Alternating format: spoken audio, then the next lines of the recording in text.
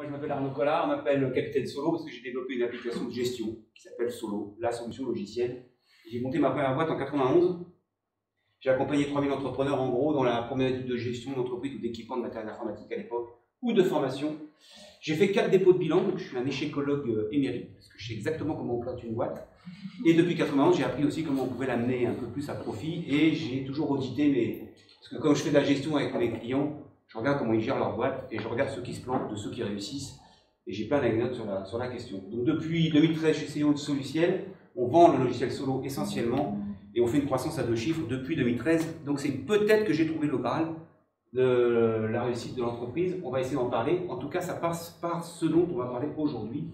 Et donc ça, c'est le logiciel que je commercialise, qui est un ERP, un logiciel de gestion d'entreprise. Stock, facturation, devis, etc. Je voulais juste faire une petite parenthèse sur justement notre parcours entrepreneurial. Qu'est-ce que c'est que parcours entrepreneurial? Et il y en a qui ont des belles images sur la question.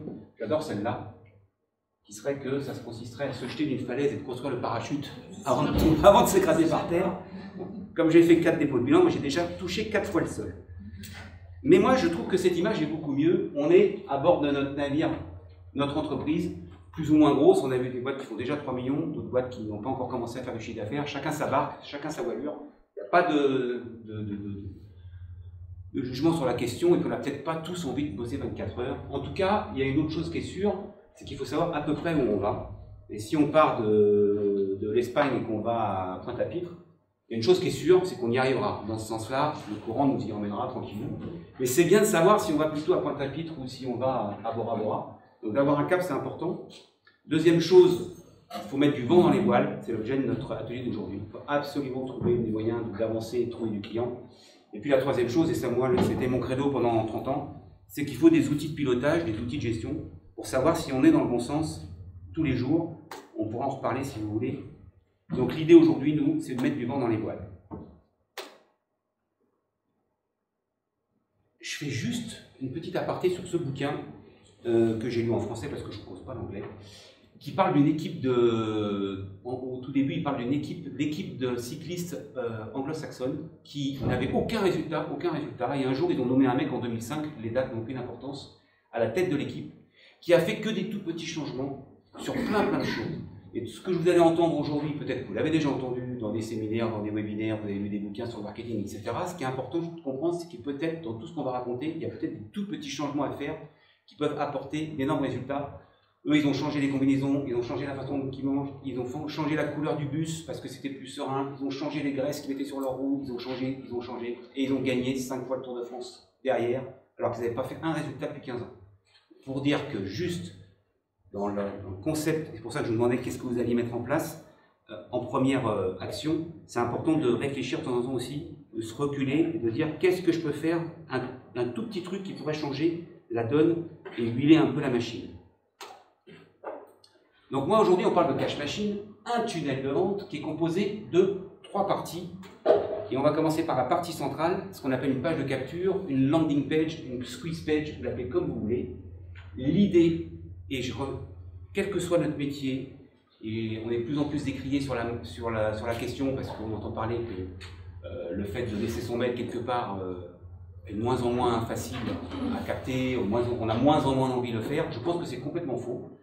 Je ne sais pas si certains d'entre vous ont assisté à une petite conférence que j'avais fait avec Jeanne, ou la conférence de Jeanne l'autre jour qu'elle avait fait au Nélio, un petit déj où elle avait parlé de neurosciences, enfin de cognitif, de biais cognitifs autour du web marketing. Et on a discuté longuement sur justement comment on pouvait optimiser une landing page. Donc le sujet, c'est que quel que soit le business que vous faites, il faut trouver le moyen de choper les mails de vos prospects. Il y a moult de façons d'y arriver, mais en tout état de cause, il faut passer par un truc comme ça, qui peut être plus ou moins long. Je suis la preuve vivante que ça fonctionne. J'ai la prétention d'avoir vendu 3000 licences de solo sans décrocher mon téléphone, que avec ce que je vais vous expliquer maintenant. C'est vrai que j'ai commencé en 2005. En 2005, c'était un peu la découverte du marketing. Les clics chez Google ne coûtaient que dalle. Et les gens étaient vraiment gourmands d'informations. C'est sûr que c'est plus compliqué aujourd'hui. Il y a de plus en plus de concurrence, je vous l'ai dit. Et tout le monde essaie de faire un peu la même chose. Pour autant, ça reste vraiment les marketeurs, on dit tous la même chose, l'argent est dans la liste. Donc il va falloir fabriquer à un endroit dans votre site ou dans un autre site un truc qui ressemble à ça, qui consiste donc à capturer l'email d'un prospect. Ça, c'est le centre de la cache machine. En amont, il va évidemment falloir faire venir des gens dessus. On va parler de quelques générations de trafic aujourd'hui, quels sont les différents moyens qui sont à votre disposition pour trouver du trafic qui vont amener vers votre page de capture. Et si on a du temps, j'en ai 19 autres derrière. Et puis, une fois qu'on a capté leur email, on va leur raconter une histoire avec un autorépondeur. On va leur envoyer une newsletter, si vous voulez. On va leur envoyer du contenu en tout état de cause, plutôt à forte valeur ajoutée, qui leur fait apprendre quelque chose à chaque fois et qui les rapproche progressivement de ce que vous avez à leur vendre. D'accord ?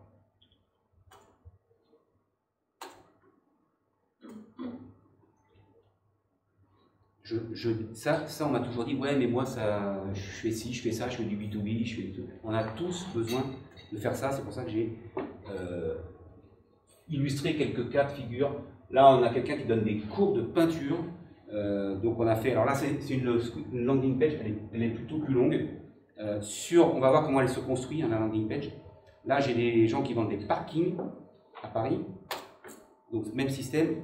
Là, j'en avais parlé avec Jeanne parce que j'étais très étonné que cette landing page soit la plus efficace de toutes celles qu'on ait créées. On va en reparler aussi. Qu'est-ce qui fait que les gens vont laisser leur mail ou pas? Quel message il faut mettre sur la landing page pour que ça fonctionne?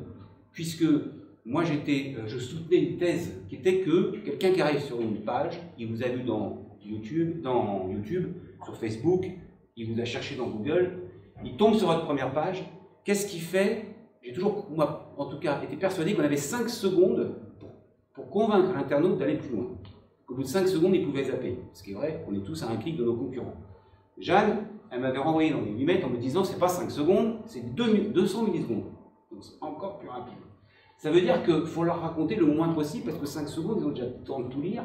Et j'ai compris pourquoi cette cache machine-là était celle qui avait le plus fonctionné. Parce qu'on respecte les leviers de persuasion avec plusieurs choses. Déjà, on s'adresse à une cible qui nous connaît. Maladie de Lyme, point d'interrogation, un test fiable à 90%. Alors que là, déjà, on a égrené tous les gens qui ne connaissaient pas la maladie de Lyme et qui ne savaient pas qu'en France, on avait un test pourri qui ne fonctionnait pas. Et donc, tous les gens qui arrivent là se disent « Putain, ma journée commence bien, un test fiable à 90%. » Obligatoirement, les gens qui arrivent, qu'on est allé filtrer parce qu'on a chopé des générations de trafic qui sont très ciblées, pour le coup des gens malades qui cherchent un diagnostic Lyme, quand ils arrivent sur une promesse de ce genre, je vous garantis qu'ils laissent leur mail. On a 75% de gens qui laissent leur mail. Chaque fois qu'on met 1 euro dans Google, on fait 500 euros de chiffre d'affaires avec ça. Alors, ça serait top qu'on arrive à tous faire ça. C'est pas le cas. Moi, avec mon logiciel de gestion, j'en suis loin. Il faut que je mette 10 euros pour choper un mail. Et pas 11 centimes. On aura l'occasion d'en reparler tout à l'heure. Ça, c'est une autre cache machine qui est intéressante. Je vais vous en parler 2 minutes. C'est donc une BD pour apprendre les maths. La promesse, le graphisme marche très bien. Grosse promesse. Le bon bouton orange, comme dirait Jeanne, très engageant, pas de souci. Les gens vont voir. Là, j'essaie de le vendre en direct, le bouquin. C'est-à-dire que je ne chope pas l'email avant. J'aurais très bien pu, mais là, en l'occurrence, on essaie de le vendre en direct. Pourquoi? Parce que c'est un bouquin à 19 euros. On se dit, allez, on est sur l'impulsion, ils vont acheter le bouquin. Ce bouquin, il vaut 19 euros, on a 11 euros de marge, et on achète aujourd'hui le prospect 12 euros. C'est-à-dire qu'il nous faut dépenser 12 euros sur AdWords pour vendre un bouquin, qui nous en rapporte 11. Donc mon client, il dit, basta, ça ne peut pas fonctionner. Réfléchissez-y aussi. Parce que là, on est dans un business où peut-être on va mettre 10 000 euros sur la table pour vendre nos 10 000 premiers exemplaires, mais quand on va faire le deuxième, on va s'adresser d'un clic à ces 10 000 premiers lecteurs pour leur vendre le deuxième, où là on fera 100% de marge, on n'aura plus besoin d'aller collecter des prospects sur le web marketing. Donc c'est important aussi, quand des clients s'adressent à moi, des prospects s'adressent à moi en disant « Arnaud, ça coûte combien de mettre ça en place, une cache machine ?» Combien ça coûte n'a aucune importance, et ça c'est une autre notion qu'il faut que vous maîtrisiez à fond, c'est qu'est-ce que coûte un client et combien vous êtes prêt à payer votre client. Typiquement là, mon client n'a jamais compris, il a arrêté d'ailleurs, il n'a pas compris qu'il devrait l'acheter 11 euros ou 12 euros alors qu'il ne fait que 11 euros de marge. Je pense qu'il aurait dû aller plus loin.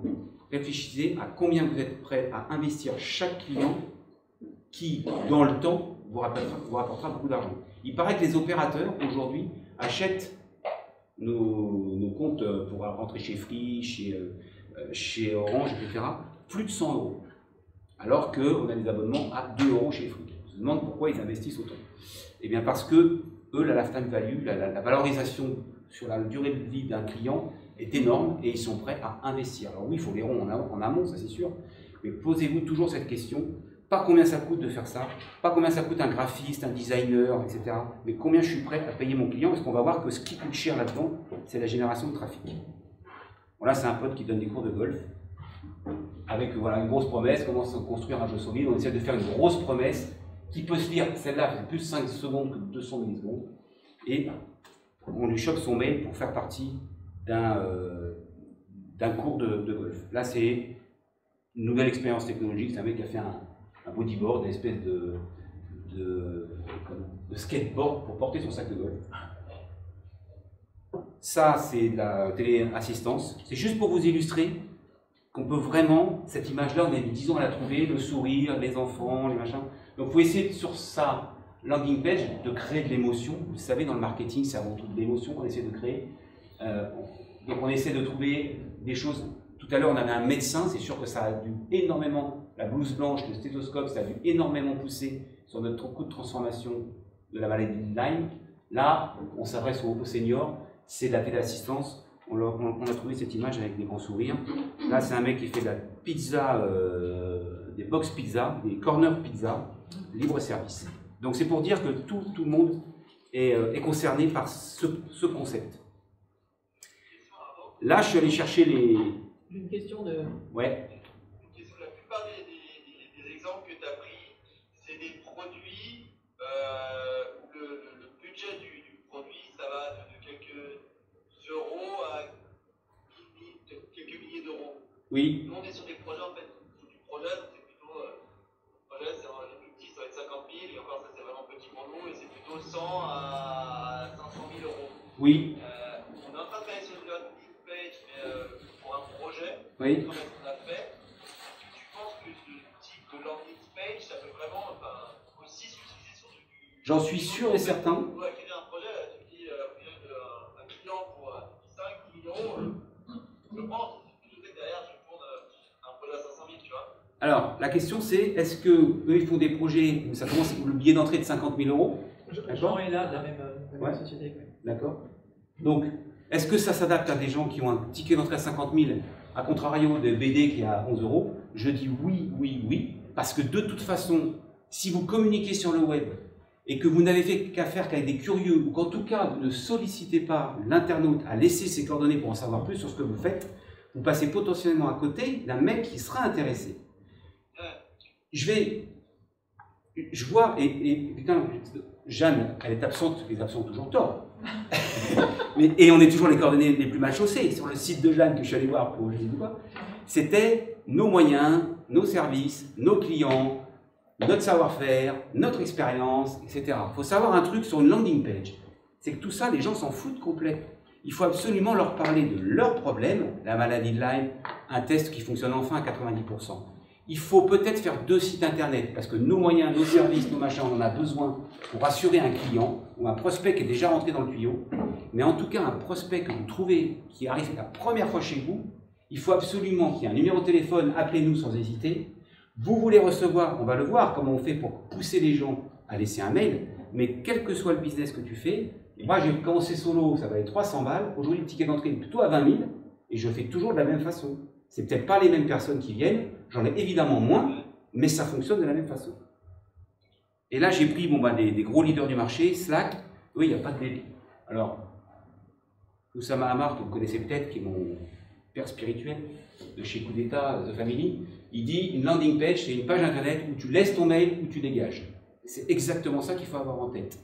Une promesse, une vraie proposition de valeur. Vous l'avez travaillé avec notre collègue en amont sur un autre atelier. Tu laisses ton mail ou tu dégages. Alors, on va parler aussi, est-ce que je demande le nom, le prénom, la date de naissance et la race du chien? On va en parler tout à l'heure. Evernote, même chose. Inscrivez-vous gratuitement, c'est tout de suite qu'il te chope ton mail. Tu ne peux pas utiliser le produit sans avoir laissé un mail. Facebook, je ne vous fais pas de détails. PayPal, même chose. Et Solo, même chose. Parlons de celle-là, qui est la meilleure landing page de la planète. Une grosse promesse, gérer parfaitement votre activité sans contrainte, sans limite, sans vous ruiner. Je vous trouverai, je vous enverrai, je vais avoir un petit recueil où il y a 100 titres possibles, 100 constructions de titres possibles en fonction du business, mais des constructions faites ci, sans ça, sans ça, sans ça, ça marche toujours très bien. Moi j'ai testé plein de trucs, c'est celle qui marche le mieux. Un petit design, un petit visuel de ce qu'on fait, et puis les gens vont laisser leur mail à condition que vous leur donniez quelque chose. Une information, moi c'est facile, tu veux la démonstration du logiciel, tu veux le prix, tu veux parler au capitaine Solo, tu veux 50 témoignages clients actifs, tu veux les coordonnées de tout le monde, tu veux les prix, tu es obligé de laisser ton mail. Donc, les gens qui veulent un tout petit peu s'intéresser à Solo, ils vont de toute façon laisser leur mail. Évidemment, on parle RGPD, toujours aujourd'hui c'est obligatoire. Quand on fait du B2B, ça l'est moins, mais quand on fait du B2C, c'est une obligation. Et donc la personne pourra se désinscrire. Donc ça la rassure aussi sur le fait de laisser son mail. Parce que si ça ne l'intéresse pas, quelque part, eh bien, elle se désinscrira du premier mail qu'elle va recevoir. Voilà une construction de landing page de SwissPage. Si vous allez sur solo.co, vous verrez qu'aujourd'hui elle est un peu plus longue. J'ai testé à peu près tous les formats et je teste à peu près tout le temps. Arnaud, excuse-moi. La présentation précédente, du coup, c'est quand tu as une vente de service. Enfin, non, c'est un produit quand même. Mais ça, c'est le software. Un produit slash service quand même. Ouais. Un package. Ouais. Quand on vend du produit direct consommateur. Alors, c'est vrai qu'ici, il y avait deux personnes qui faisaient du e-commerce pur et dur. Ouais. Ce que je vais raconter là n'est pas complètement adapté au e-commerce, bien que. Mais après, voilà, il faut absolument que tu trouves un moyen que les gens qui viennent, on avait longuement discuté, ils viennent, ils font le test, ils s'amusent avec ton site et ils ne commandent pas et tu les perds. Il faut absolument que tu trouves un moyen de leur choper leur mail. Donc si le test de, je sais pas, de qualité de peau, sachez quel truc, il faut leur vendre quelque chose. Recevez l'étude 2022 dermatologique des femmes de 20 à 40 ans, je dis n'importe quoi. Tu veux recevoir ce petit PDF, tu laisses ton mail. Il faut trouver un moyen, même en e-commerce, absolument. Après, vous avez peut-être l'habitude de tout ce qui est retargeting et tout ça, donc on a encore moyen d'aller les pêcher derrière. Je ne pense pas que ça va durer, parce que d'ici qu'ils nous interdisent les cookies, une bonne fois pour toutes, on n'est pas loin de l'histoire. Donc ça va tout remettre en cause, par rapport en tout cas au retargeting. Mais je pense qu'on peut toujours trouver, je vous l'avais cité là, quand on avait fait notre tout petit atelier la dernière fois, un mec qui s'intéresse à la pêche à la mouche. Et j'arrive sur une landing page où il y a la meilleure mouche que vous pouviez fabriquer vous-même. Voici le kit à 5,50 €, laissez votre mail pour voir ça. Le mec qui s'intéresse à la pêche à la mouche, il va mettre son mail, il n'y a aucun souci là-dessus. La personne qui a des problèmes de peau, qui a envie d'un truc cosmétisé, ou qui aime bien la façon dont tu racontes les choses, ça a été le cas pour moi. Il y a des mecs qui ne supportent pas le capitaine Solo. Et puis il y a des mecs qui adorent, ils m'appellent capitaine, va savoir. Parce que je pense que dans le business, on vous achète autant vos produits, voire plus encore vous-même. Il y a des Stéphane Plaza qui l'ont très très bien compris. Clairement, ou des Aflelou. Il n'y a pas que Plaza. Je pense que le fait de se mettre en avant, et quelquefois ça pousse à que les prospects viennent vers vous. On va en parler tout à l'heure. J'ai une question. Oui. Est-ce que vous pouvez revenir sur les slides? C'est un détail. Pardon. C'est un détail visuel, mais j'ai remarqué sur plusieurs sites qu'il y a des majuscules en milieu de phrase sur plusieurs mots. Est-ce que c'est fait exprès et est-ce que ça change quelque chose? Il y en a qui disent oui, il y en a qui disent non. Moi, alors c'est surtout moi qui le fais, parce qu'avant on le faisait beaucoup, on le fait un peu moins peut-être. On le fait peut-être un peu moins. C'est plus lisible, je trouve. Après, c'est des tests, hein. Je trouve ça plus lisible. Mais ça c'est ce qu'on appelle l'A/B testing. Il y a des solutions, on va parler un tout petit peu d'outils qui existent pour faire ce genre de choses. En web marketing, on parle beaucoup d'A/B testing. Vous faites une page comme ça, vous en faites une deuxième qui a une couleur différente, une seule différence, ou un autre titre, une seule différence, puis vous testez le taux de transformation. Le taux de transformation, c'est quoi? J'ai 100 personnes qui viennent sur cette page d'une manière ou d'une autre, on va en parler aussi. Combien il y en a qui nous laissent leur mail? Qu'est-ce que c'est qu'un beau taux de transformation? Moi, je pense que c'est 11-15%. En dessous, c'est pas bon. Au-dessus, ça commence à être balèze. Mais je vous ai cité Lime, c'est 75% de taux d'inscription. C'est un truc de fou. Attention, il n'y a pas que la qualité de la page. Il y a aussi la qualité du trafic. Et ça dépend où on va le chercher, etc. Juste si je peux me permettre. Ouais. La réponse, un ergonome web, il nous dit que pas plus de un mot à mettre en majuscule. Donc tu peux sur un bouton ou des choses comme ça, mais sinon quand tu as un paragraphe, à l'écran, c'est pas visible du tout. Même une phrase entière. Pas lisible. Et on a le droit de pas être d'accord, puisque la mienne, il y a une... Oui, dans les boutons, je suis d'accord avec toi. Sur le titre, sur le titre, bon. Mais je l'ai essayé dans un sens, dans l'autre. Alors après, c'est infinitésimal mais différentes. Donc je l'ai laissé comme ça. Ça, c'est pas la dernière du tout. Hein. J'ai pas eu le temps de mettre à jour mes slides. Celle-là, par exemple, tiens, celle-là, ouais.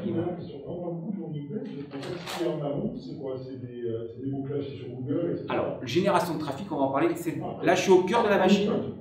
C'est ça le plus important, capter l'email. On va voir maintenant qu'effectivement, si je me fais une petite landing page tout seul dans ma cour et qu'il n'y a personne qui vient dessus, ça ne sert à rien, tout ce que je raconte. Le vrai challenge, il est sur la génération de trafic. Pour autant, si je fais venir 100 personnes qui m'ont coûté 100 balles, j'essaie d'en capter 10, 20, 30, 40. Donc là, on est dans le débat, qu'est-ce que je fais? Ça, c'est le mailing qui date, je crois que c'est 1960. C'est le mailing qui a rapporté le plus de business aux États-Unis. Ils ont rigolé quand je me suis assis au piano, mais quand je me suis mis à jouer, point d'exclamation. Et ça rend là, à l'époque, c'était une landing page, mais on faisait un coupon-réponse. Et c'était la même technique. On n'a rien réinventé. Hein. Il y a une majuscule à beaucoup de mots, ceci. Je ne sais pas. C'est English style. Voilà, c'est peut-être. Mais le fait est que ce mailing a apporté, je ne sais plus, mais c'est un truc de malade. Et j'aime beaucoup l'accroche, c'est pour ça que je vous l'ai mis. Et puis, c'est dans le monde du marketing, c'est notre phrase fétiche.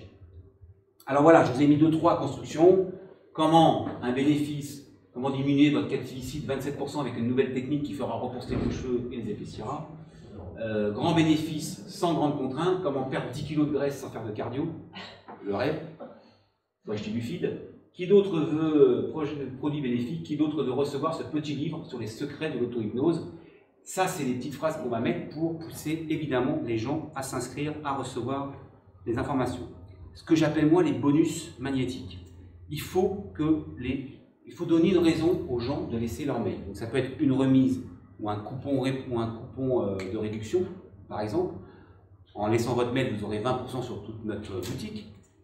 Ça peut être, comme moi par exemple, vous allez recevoir ça et ça gratis, d'entrée de jeu. Ça peut être une information, ça peut être une vidéo, ça peut être un e-book. On travaille sur la loi d'Eurobien, qui s'appelle, plus d'Eurobien d'ailleurs, qui s'appelle la loi Pinel, pardon, dans l'immobilier. La loi Pinel, on fait un guide 2022 de la législation autour de la loi Pinel, et c'est ce que les gens reçoivent, et puis derrière, on leur vend un appartement en loi Pinel.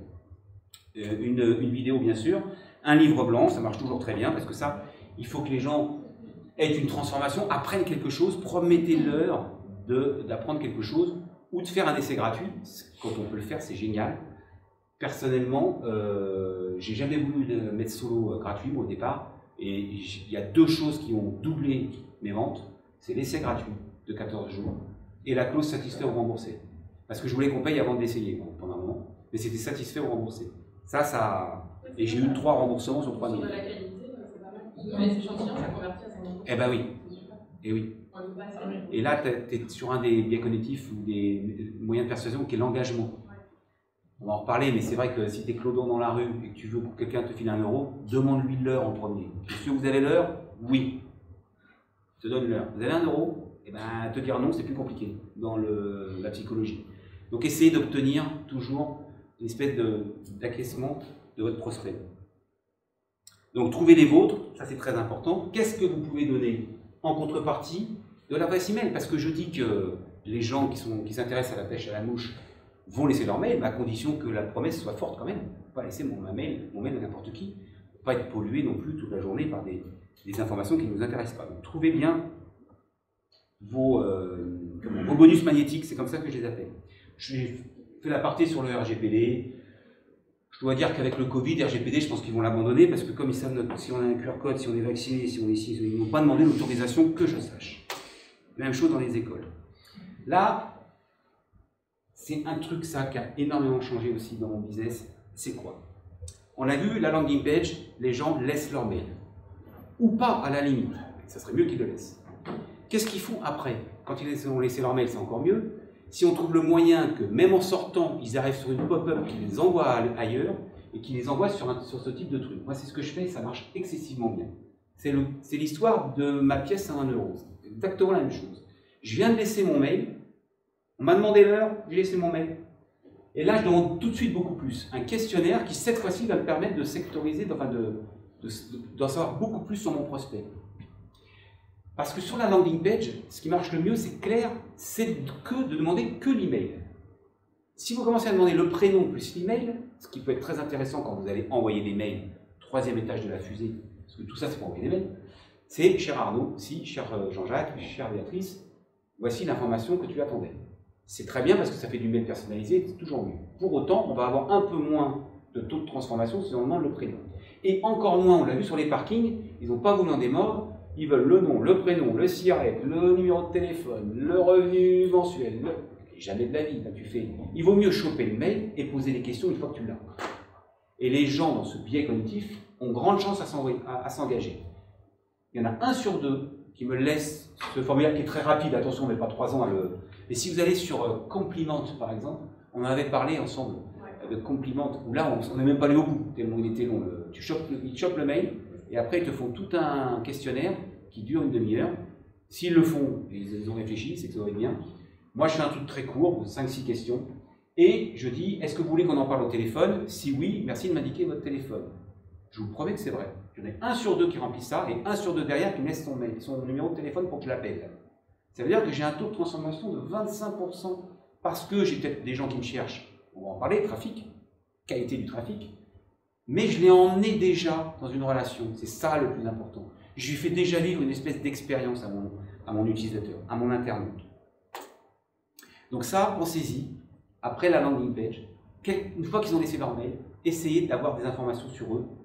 Parce qu'ils sont enclins, comme ils vont nous donner déjà l'heure, ils sont enclins à vous en donner un peu plus tout de suite, tout de suite.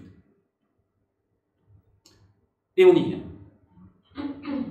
Alors, cette partie-là, voilà, évidemment, elle est ultra importante. J'ai une deuxième partie de conférence où je vous la mettrai en ligne qui vous donne 19 canaux d'acquisition possibles, sachant que là, ce que vous avez sous les yeux, c'en est 1 sur les 19. C'est tout ce qui est effectivement génération du trafic vers notre landing page. Alors, on y va dans l'ordre. Le SEO, donc trafic gratuit, référencement naturel. Qui ne croit plus du tout à ça? Personne, c'est génial. Ça marche, le référencement naturel. Ça marche sur le temps. Le référencement naturel, c'est que vous pouvez, là par exemple, partir en voyage à Cuba, c'est pas une annonce. Au-dessus, ce sont des annonces, ce sont des gens qui ont payé pour être là. En dessous, ce sont des gens qui sont là en référencement naturel. On va voir comment ça fonctionne. Mais bien souvent, il y a deux critères pour moi. Il y en a 50 soi-disant. C'est donc le moteur de recherche Google, on va parler de Google, mais ils marchent tous à peu près pareil, qui donc essaye de chercher des sites qui sont le plus intéressants pour la requête que l'internaute a postée. Son métier à Google, c'est de vous donner quand même la bonne information. D'ailleurs, combien de fois vous êtes allé sur la 2e page pour aller chercher une information sur Google? Rarement, jamais. On marque que sur la 1re page. Pour autant, règle du golf, ça envoie 628 000 résultats, on le voit là. Et moi, je suis arrivé à faire une page qui sort en 1re page ici. Alors vous vous offusquez pas, hein, ces règles du golf pour les nuls, N-nul de ZLES, c'était un petit joke que j'ai fait à des copines qui n'avaient pas compris les règles du golf, mais peu importe. On est arrivé grâce au premier critère de Google, qui est le contenu. La personne a tapé règles du golf, j'ai fait une page sur un de mes blogs, je ne sais pas si on la voit, on la verra tout à l'heure, qui explique les règles du golf. Putain, il y a 628 000 pages qui parlent du golf, et je suis arrivé à faire une page construite de telle manière que ça flatte l'algorithme de Google. Et ça fait 10 ans que je suis en première position. Ça fait 10 ans que je n'ai pas besoin d'acheter rien du tout pour faire venir des gens sur ce site qui s'appelle VRGoldTrip. Il n'y a que le référencement naturel qui fonctionne. Petit bémol que j'ai oublié de souligner, on va parler de différents canaux d'acquisition. C'est pareil, il y en a 19 différents. Ça veut dire, si je vous les multiplie par le nombre qu'on peut en trouver, ça fait une 50aine. Trouvez le vôtre. Moi, pour mon logiciel de gestion, j'ai tout essayé. Ce qui marche, c'est AdWords. Ce n'est pas le référencement naturel. J'ai acheté logicieldegestion.com, j'ai fait des blogs dans tous les sens sur les logiciels de gestion. Sedge, Ciel, EBP, Odoo, ils me sont toujours passés devant en termes de référencement naturel parce qu'ils ont des pigistes, ils ont des mecs qui sont capables de faire les choses bien mieux que moi. Règle du golf, c'est peut-être un coup de peau, mais le fait que ça va fonctionner. Là, j'ai mon ami Olivier Alocio qui a une théorie, c'est qu'il pense que de plus en plus, et c'est vrai, je vois mes enfants, ils font ça, ils dictent la recherche. Alors lui, il a appuyé là-dessus. Il avait fait une conférence comme moi, lui il fait du spécialiste LinkedIn, des formations LinkedIn, et il y avait une question qui revenait, c'est comment voir mes invitations envoyées dans LinkedIn. Je ne sais même pas ce que ça veut dire, parce que je suis un mauvais utilisateur de LinkedIn. Mais cette question revenait en boucle. Qu'est-ce qu'il a fait? Il a créé une page qui explique comment voir ses invitations envoyées sur LinkedIn. Il a fait un beau petit blog, et résultat des courses, il sort en premier, en naturel, sans que ça lui coûte un centime, dans Google. Et donc sans que ça lui coûte un centime. Il a même 2 liens en première page. Un truc de fou. Et là, il nous a fait voir un petit peu, c'est quoi ça? C'est le nombre d'impressions et le nombre de clics. Et il a un taux, voilà, nombre d'impressions et nombre de clics. Alors ça, c'est sûrement du trafic payant pour le coup. Mais il a un taux de transformation de 50% pratiquement. Un truc de malade. On va en reparler des taux d'AdWords. Il y a aussi, ça, on l'avait fait nous, sur le mot cache machine, on avait voulu voir, en partant de zéro pour savoir si c'était encore faisable en 2020, quand on a fait ça, savoir si on pouvait référencer de façon naturelle un nouveau mot. Cache machine. On y est arrivé, gratuit. On peut taper cache machine, formation cache machine. Alors, il a triché, il a mis Olivier Alocio, mais les résultats, on arrive quand même en référencement naturel. C'est important en référencement naturel. Moi, j'aurais rêvé d'avoir un logiciel de gestion, c'est beaucoup trop large. Le référencement naturel, il faut essayer d'aller chercher des expressions exactes. Faites le test sur les sites que vous avez déjà. Vous prenez, parce que vous avez obligatoirement des textes qui traînent de droite et de gauche dans votre site, faites un copier-coller d'une petite partie de votre texte dans Google, collez-le, et voici si vous sortez déjà, si déjà votre site Google le voit de temps en temps. Parce qu'il y a de fortes à parier, vous parlez de vos produits de façon un peu spécifique, et ça vaut le coup d'essayer pour voir si déjà Google fait le job d'aller scroller votre propre site internet. Parce que votre site internet, il faut le soumettre quand même à Google.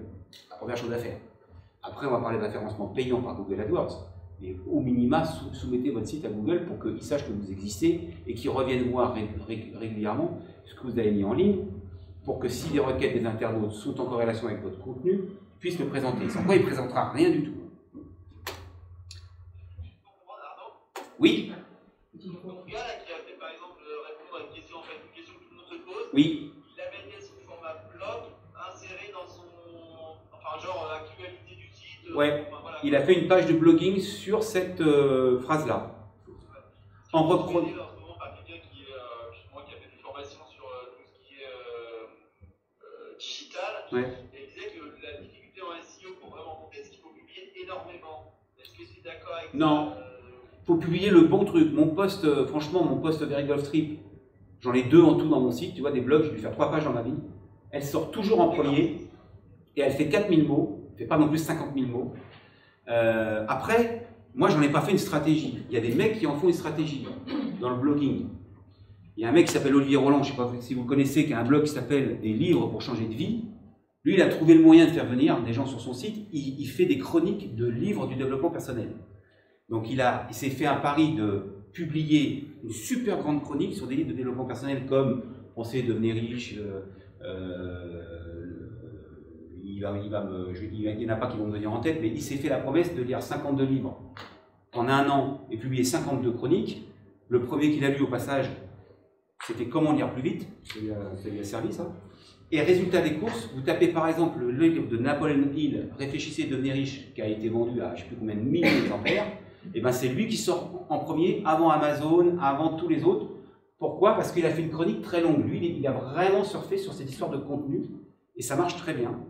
Pourquoi ça marche? Quels sont les critères? On l'a vu, il faut mettre une phrase assez longue, que les gens peuvent poser en général, le mettre en titre dessous de sa page, en sous-titre, en gras, en italique, bref, broder autour de ce qu'on appelle le mot-clé. Il faut le mettre dans la description, etc. Ça va flatter l'algorithme. Il y a un autre truc qui, paraît-il, moi je ne l'ai jamais utilisé, c'est les backlinks. C'est-à-dire d'avoir des sites référents dans votre domaine qui font un lien vers votre propre site. Je ne peux pas donc prouver que ça fonctionne, en tout cas tous les référenceurs SEO le disent, il faut absolument essayer de trouver des backlinks, ou faire des échanges de liens, et tant qu'à faire avec des sites beaucoup plus gros. Moi je l'ai fait, si c'est des bêtises, avec Solo, je l'ai fait sur Comment ça marche, qui est un site énorme, c'est le Doctissimo de l'informatique, et des fois je vais publier dessus, et j'ai effectivement 10-12% de mon trafic qui provient de ce site. Donc oui, alors la construction, mais je pense pas, ça sert à rien de faire 50 pages, c'est pas ça qui fera qu'une des pages sera mieux référencée. Je pense que dans le SEO, c'est quand même Google qui fait encore la pluie et le beau temps. Est-ce que ton contenu intéresse les gens? Ça veut dire quoi intéresse les gens? La règle du golf, j'ai les stats. Les gens le lisent jusqu'au bout. Ils ne zappent pas sur le truc, donc Google détermine que c'est une information intéressante pour l'internaute.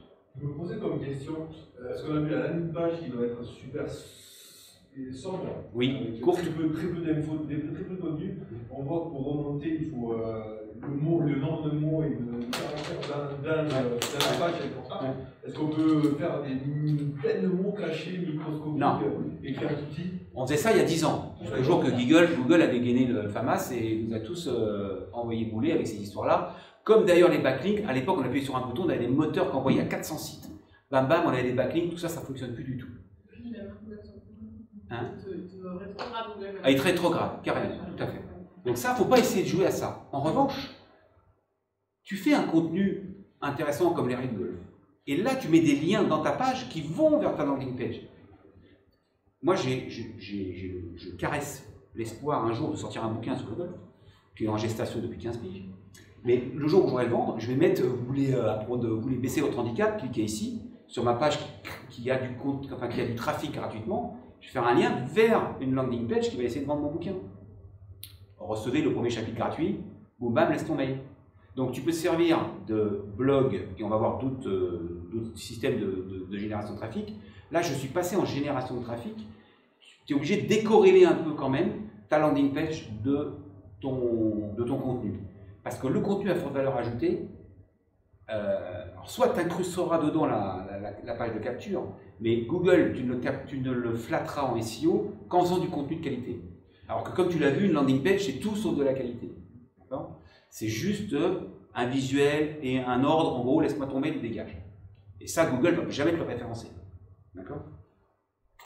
Si maintenant, tu veux faire vite et bien, tu achètes du trafic payant sur AdWords. Quelqu'un ne connaît pas AdWords? Tout le monde utilise AdWords? Ok? Tout le monde utilise AdWords? Qui n'utilise pas AdWords?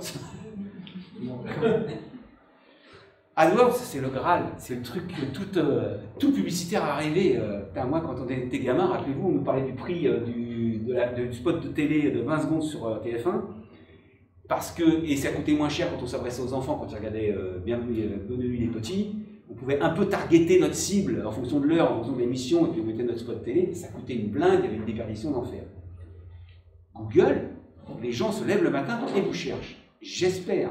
C'est pour ça que je vais dissocier deux business. Les business qui ont, comme moi, une chance énorme, c'est qu'il y a des gens qui se lèvent tous les matins et qui nous cherchent. Logiciel de gestion de stock, le meilleur logiciel de gestion de stock, laisse ton mail ou dégage. Moi, ça y est, ça me fait un prospect. Et puis, il y a des gens qui font des business qu'on ne cherche pas. On va en reparler, ça sera plus Facebook. Je vous en avais parlé la dernière fois, j'ai un copain qui nettoie les clims dans les restaurants. Les restaurateurs ne se sont jamais posé la question de savoir s'ils empoisonnaient leur clientèle ou leurs salariés, ils n'en ont rien à fiche.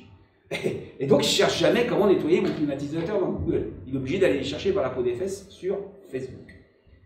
AdWords, c'est donc des gens qui vont taper des requêtes. Et là, on se fiche complètement de ce qu'ils vont taper. Là, en l'occurrence, j'ai pris un exemple de Keratocone avec une faute d'orthographe.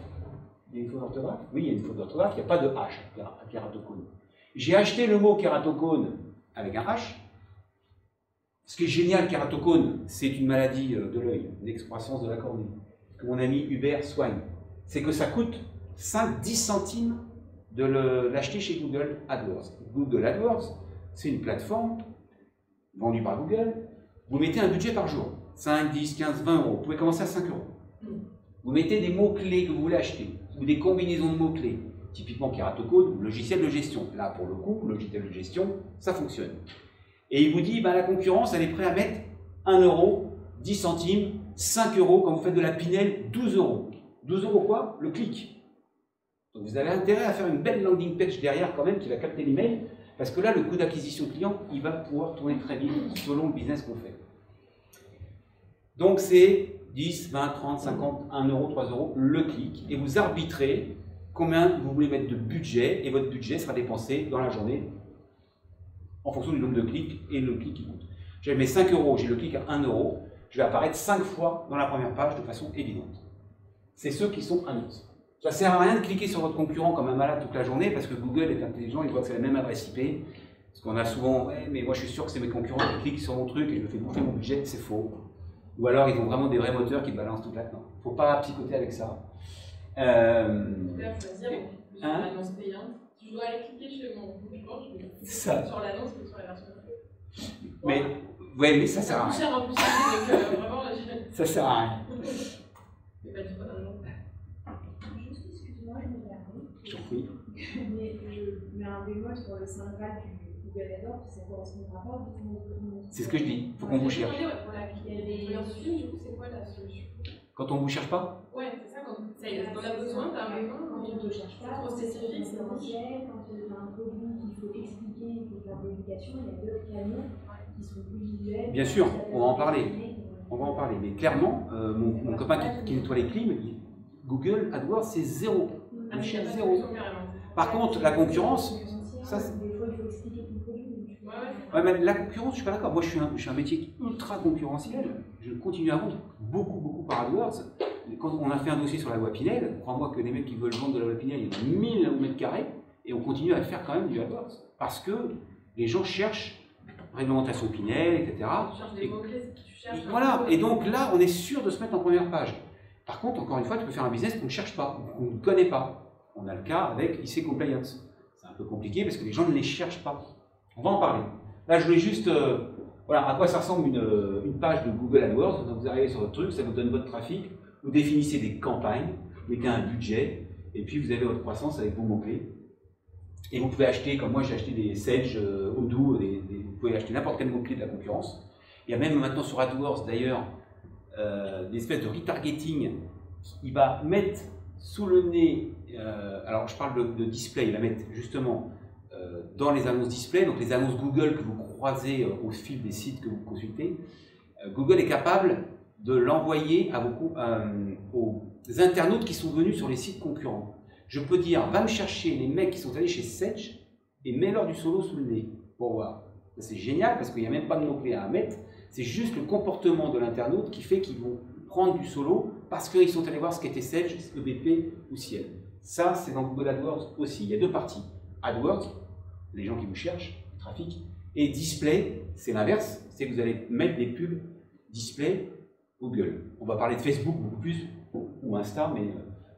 Donc ça, c'est pour vous donner une idée du budget. Je suis à 41 centimes de moyenne depuis le début sur un budget de 40 000 € depuis 2007. Donc, mais encore 40 000, ça peut paraître énorme. Et en même temps, par rapport à ce que j'ai fait comme chiffre d'affaires grâce à ça, sachant que je n'ai jamais dépensé un autre centime de pub dans quoi que ce soit. J'ai essayé Facebook un peu, mais ça n'a pas marché. C'est pour ça que parmi tous ces réseaux, il faut trouver le vôtre, celui qui fonctionne le plus. Vous n'allez peut-être pas le trouver le premier coup. Et quand on en a un, on peut un peu lever le pied, parce que ça, c'est aussi chronophage. Ou alors, il faut sous-traiter à une agence qui va s'occuper de vous. Et on est un peu dans le monde de la pub. Clairement, c'est 10% de votre budget. Donc, si vous n'avez que 5 € par jour, ça fait 150 par mois. 15 € par mois, ça ne va pas les intéresser des masses. Les agences, elles commencent à 2000 € à peu près de budget mois sur AdWords. Quand on fabrique une campagne AdWords, on a notre campagne, on crée des groupes d'annonces, par exemple logiciel de gestion de stock ou logiciel de facturation. Je vais créer des mots-clés, je vais enregistrer des mots-clés et je vais créer des annonces. Et on met les annonces qu'on veut que Google publie. C'est nous qui choisissons typiquement l'annonce qui sera diffusée. Donc ce qu'il faut arriver à faire, si on veut avoir des résultats tip-top, c'est mettre un mot-clé, logiciel de gestion de stock, imaginons, créer une annonce, le meilleur logiciel de gestion du stock de la planète pour 2,50 €, mais qui clique, et vous voilà ici sur le landing page qui est tester le meilleur logiciel de gestion de stock. Si je veux vendre mon solo pour des cabinets d'avocats, le logiciel de gestion d'avocat, le meilleur logiciel de gestion d'avocat, voici le meilleur sur ma landing page, tester le meilleur logiciel de gestion d'avocat de la planète. Il faut essayer d'être cohérent du mot-clé à la page. Ça veut dire que des landing pages, on peut en faire une par mot-clé, une campagne AdWords aussi. Pourquoi je vous dis ça? Parce que ça coûte vite cher quand même, et qu'il y a une déperdition un peu de partout. Donc on peut perdre de l'argent avec des curieux, avec des mots-clés par exemple. On peut enlever des mots, par exemple gratuit, moi je l'ai enlevé. Le mec qui tape logiciel de gestion gratuit, il n'aura pas mon annonce. Au moins je m'évite un clic à 1 €. Parce que c'est pas gratuit mon truc. Donc il y a tout un système. Je vous invite soit à vous former sur Google AdWords Google le fait très bien, ils ont des petites capsules de formation, soit de passer par une agence. C'est quand même la source de trafic pour moi. Je parlais de TF1 tout à l'heure, mais vous vous rendez compte qu'on a quand même affaire, on peut aller chercher les mecs qui vous cherchent à 8 h le matin et leur mettre votre site en face d'eux. C'est génial. C'est absolument génial. Bon, c'est quand même, quand tu dis de se former, c'est quand même mieux. Enfin, de se former. Tester un bon panel d'agences. Ouais. C'est quand même mieux de se former en interne et tu maîtrises toi-même ton produit et tes mots-clés.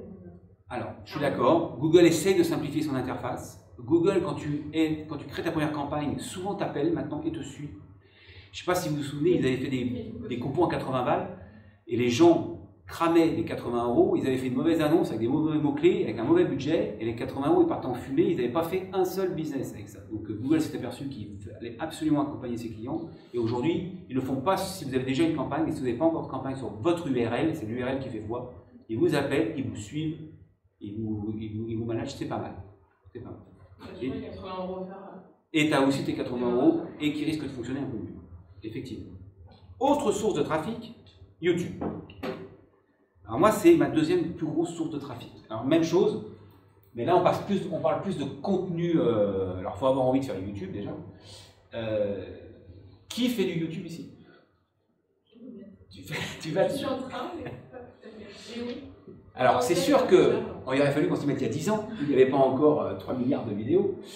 Moi j'ai eu la chance de toucher le perle aussi avec ça parce que j'ai fait des vidéos qui sont vues 200, 300, 400 000 fois. Pourquoi? Là l'intérêt c'est qu'il faut faire absolument une vidéo qui intéresse les gens. Et là on parle de monsieur tout le monde. Pas forcément B2B, il ne faut pas que ce soit une cible trop précise. Encore que, je vais me dire. Si je mettais comment concevoir la meilleure mouche pour pêcher toutes les truites de la planète, peut-être qu'il y aurait tous les mecs qui font de la pêche à la mouche qui iraient la lire. Donc il faut faire du contenu intéressant. Vidéo de 5 minutes, vidéo de 3 quarts d'heure, vidéo d'1 h 30, peu importe, du moment qu'elle soit intéressante, qu'elle soit lue jusqu'au bout. Et ça, avec un peu de temps, ça peut générer du trafic gratuit à vie. C'est ça qui est génial. Comme mon histoire de règle du golf, ceci dit, ça fait 10 ans que j'ai fait la page et je suis encore numéro 1.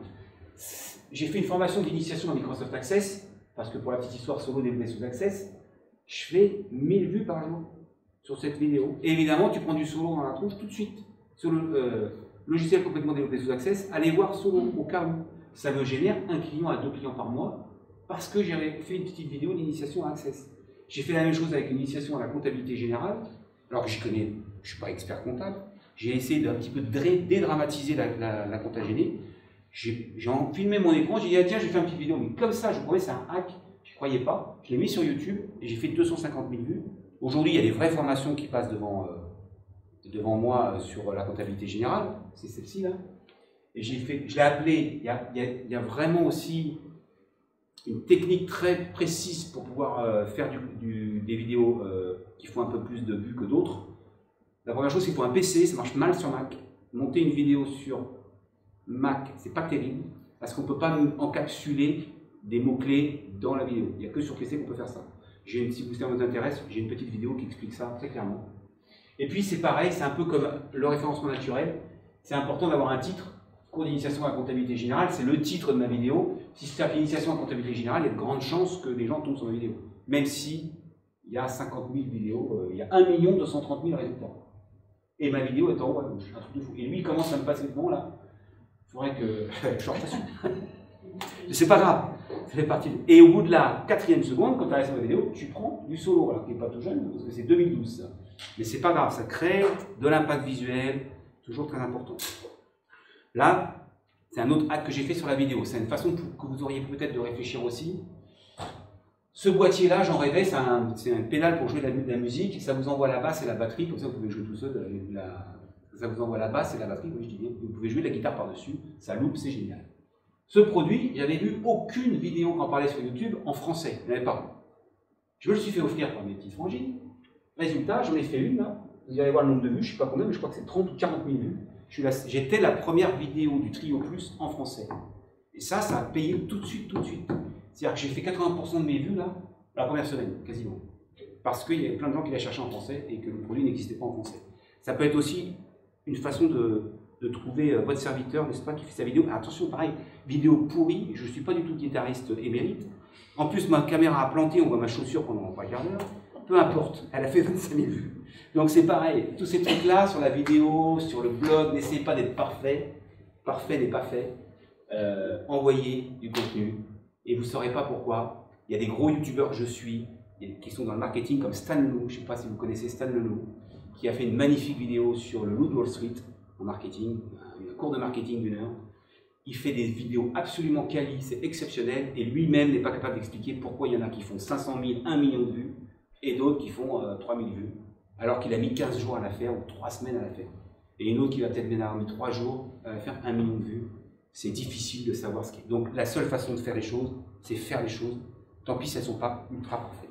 T'en fais quoi des vues, Les vues, c'est le nombre de personnes qui vont aller sur YouTube pour consulter la vidéo. Mais toi, t'en fais quoi? Ah, j'en fais quoi, pardon? 30 000, 40 000 vues, t'en fais quoi? Eh bien, je fais un lien dans la description vers mon business.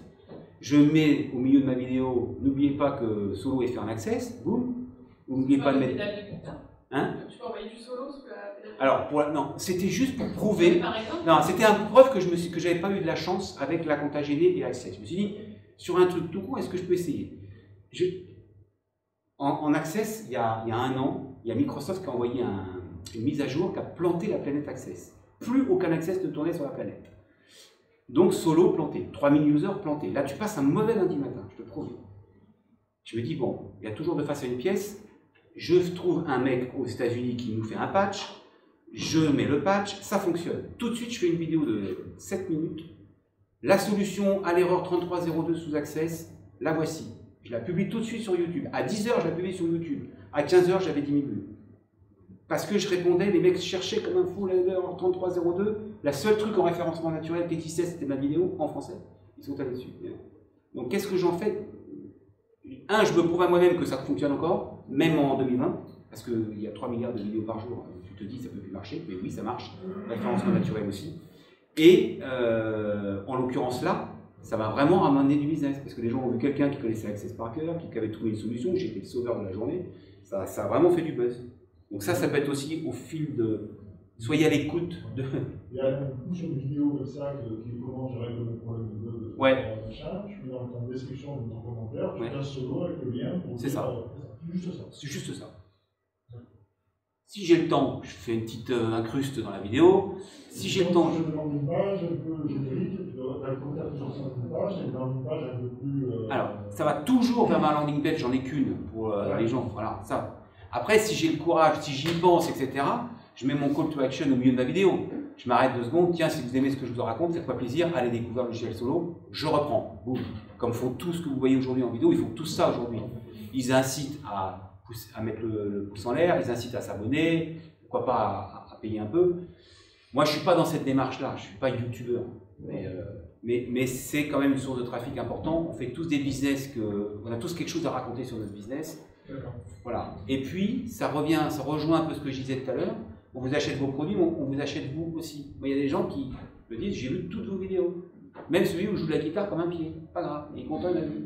Il a l'impression de me connaître et c'est hyper important. Il me fait confiance. Parce que tout ce qu'on est en train de raconter, c'est ni plus ni moins que la mise en relation, on va le voir derrière. On fait venir des gens sur notre site internet, on chope leur mail, on va leur raconter l'histoire, ils vont nous revoir peut-être sur YouTube, ils vont nous voir sur Facebook, ils vont nous voir sur LinkedIn. Tout ça, ça crée un peu de confiance et un peu d'aura sur son personnage, sur son produit. Et c'est ça qu'il faut arriver à faire. C'est à secouer tout ça pour que ça converge vers la landing page. Et après, évidemment, les ventes. Hein. Il y a toute la démarche après, sales, on verra. Alors, ça, c'était pas moi qui les avais fait, c'est ça, parce que c'est un truc que j'avais partagé. Je ne sais même plus ce que ça signifie.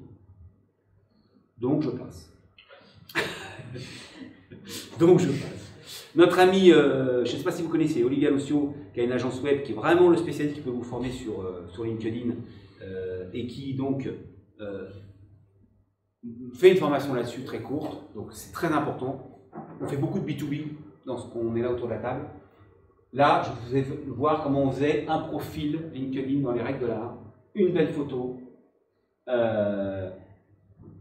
Ici, une baseline, Go Digital, Be Successful, on aime, on n'aime pas, peu importe. Et là, après, j'aide les entreprises à développer leur business. C'est pas nos métiers, notre savoir-faire, c'est tout de suite, tiens, regarde ce que je peux faire pour toi. un visuel qui soit à peu près dans le sujet, et puis des posts. Donc lui, il fait beaucoup de posts, hein, beaucoup de vidéos. Toujours pareil pour que les gens viennent un petit peu prendre connaissance de votre profil. Et alors moi, je ne suis pas un grand spécialiste, je vous invite à aller sur LinkedIn pour voir comment lui vous explique gratuitement comment on peut faire du business sur LinkedIn. Et il y a un truc que j'ai découvert à son contact, on en a parlé la dernière fois. Si vous savez rien, si vous êtes devant une série Netflix qui ne vous intéresse pas beaucoup, vous allez sur votre profil LinkedIn, vous tapez gérant d'entreprise, vous tapez la cible que vous cherchez dans LinkedIn et vous les demandez en ami. Et comme des porcs, toute la soirée devant votre série. 3000 clics, jusqu'à ce que vous ayez mal au pouce. LinkedIn, il bloque. Je l'ai fait hier. Il bloque à combien? Je pense à partir d'une centaine. Il bloque les 100 mails, les 100 envois. Si on le fait de manière trop frénétique, ah ouais. il m'a bloqué pendant 5 heures. Ah. Je vais attendre quelques jours pour faire okay. Parce qu'en fait, il croit qu'on a un robot. D'accord. Donc il faut faire clac, il faut clac, il faut y aller. L'idée, c'est de demander, quand tu es sur ton profil LinkedIn, de demander en ami tous les gens qui t'intéressent sur LinkedIn. Ta cible, tu lui peux. D'accord, tu l'as. Ce qui est génial aussi sur LinkedIn, tu peux aller vraiment la targeter ta cible. Tu cherches les responsables marketing, tu cherches toi les responsables data, etc. Et tous les profils que tu vois, tu les demandes en ami. Pourquoi il faut faire ça? Pour deux raisons. D'abord, sur 100 mecs à qui tu vas faire ça, il y en a 30% qui vont te demander en ami tout de suite. Parce qu'ils aiment bien avoir plein d'amis aussi. Ça tombe très bien, on pourra dialoguer avec 30%. L'autre raison, c'est qu'il y en a qui vont attendre un petit peu et ils vont aller voir surtout qui c'est que tu connais. Et plus tu as d'amis, plus tu connais de gens qui connaissent. Et ça, tu te surprends des fois à dire, putain, on a 25 amis qu'on ne connaît pas ni l'un ni l'autre en commun. Mais je ne sais pas pourquoi, psychologiquement, ça crée quelque chose. Tu vois. Et puis tu as 30% qui, de toute façon, ne te demanderont jamais avant d'avoir bu un verre avec toi au café du coin. Mais ça fait quand même, allez, 45% de gens qui vont rentrer dans ton réseau. C'est très important. Pourquoi? Quand tu publies sur LinkedIn, la première fois que tu envoies quelque chose, c'est lu par 10% de ton réseau. 10% c'est peu si tu as 300 mecs. Si tu en as 30 000, c'est une autre affaire. Donc déjà, tu vas avoir une capillarité de tes posts, parce que faire ça, c'est faire sa page, c'est faire son CV, c'est très bien. Son CV en mode, voilà ce que je vais vous apporter, voilà comment j'ai décidé de sauver la planète. Mais derrière, il va falloir poster du contenu. C'est tout aussi chronophage qu'un YouTube, c'est tout aussi chronophage que de faire un post en mode blog, etc. C'est pour ça qu'on ne peut pas tout faire. Ou alors, il faut une agence qui fait de tout. Les 10%, c'est que la première fois. C'est que la première fois. Ouais, en fait, si c'est partagé, si c'est liké, si c'est lu, il y a un algorithme qui regarde aussi si les gens lisent ton truc, combien de temps ils restent dessus, et bien LinkedIn se dit, putain, ce truc est bien. Et là, il va te permettre, d'aller rechercher des gens, et il va aussi relayer les partages qui seront faits par ton propre réseau. Après, ça peut... voilà. Et c'est comme ça que tu as des posts quand même sur LinkedIn qui font un buzz pas possible. Ce qu'on fait bien en LinkedIn aussi, c'est d'interagir. Il répond souvent aux posts, il like, tu le repartages. C'est ça. On voit, il apparaît de plus en plus. C'est ça. Après, il faut rentrer en com. Alors, il y a des outils que je ne vais pas détailler aujourd'hui, comme Lemlist par exemple, Prospecting, qui s'occupe d'automatiser un peu la prospection sur LinkedIn. Quand on fait du B2B, on est aussi dans un monde incroyable aujourd'hui pour aller chercher du prospect pas cher, pour parler en tout cas des prospects pas chers. Et là, on parle de génération de trafic, il faut les envoyer vers votre landing page. On va voir tout de suite pourquoi. La première chose à faire, si tu veux en savoir plus pour moi, inscris-toi sur cette page. Parce que derrière, on va avoir leur mail, alors qu'on pourrait avoir avec LinkedIn.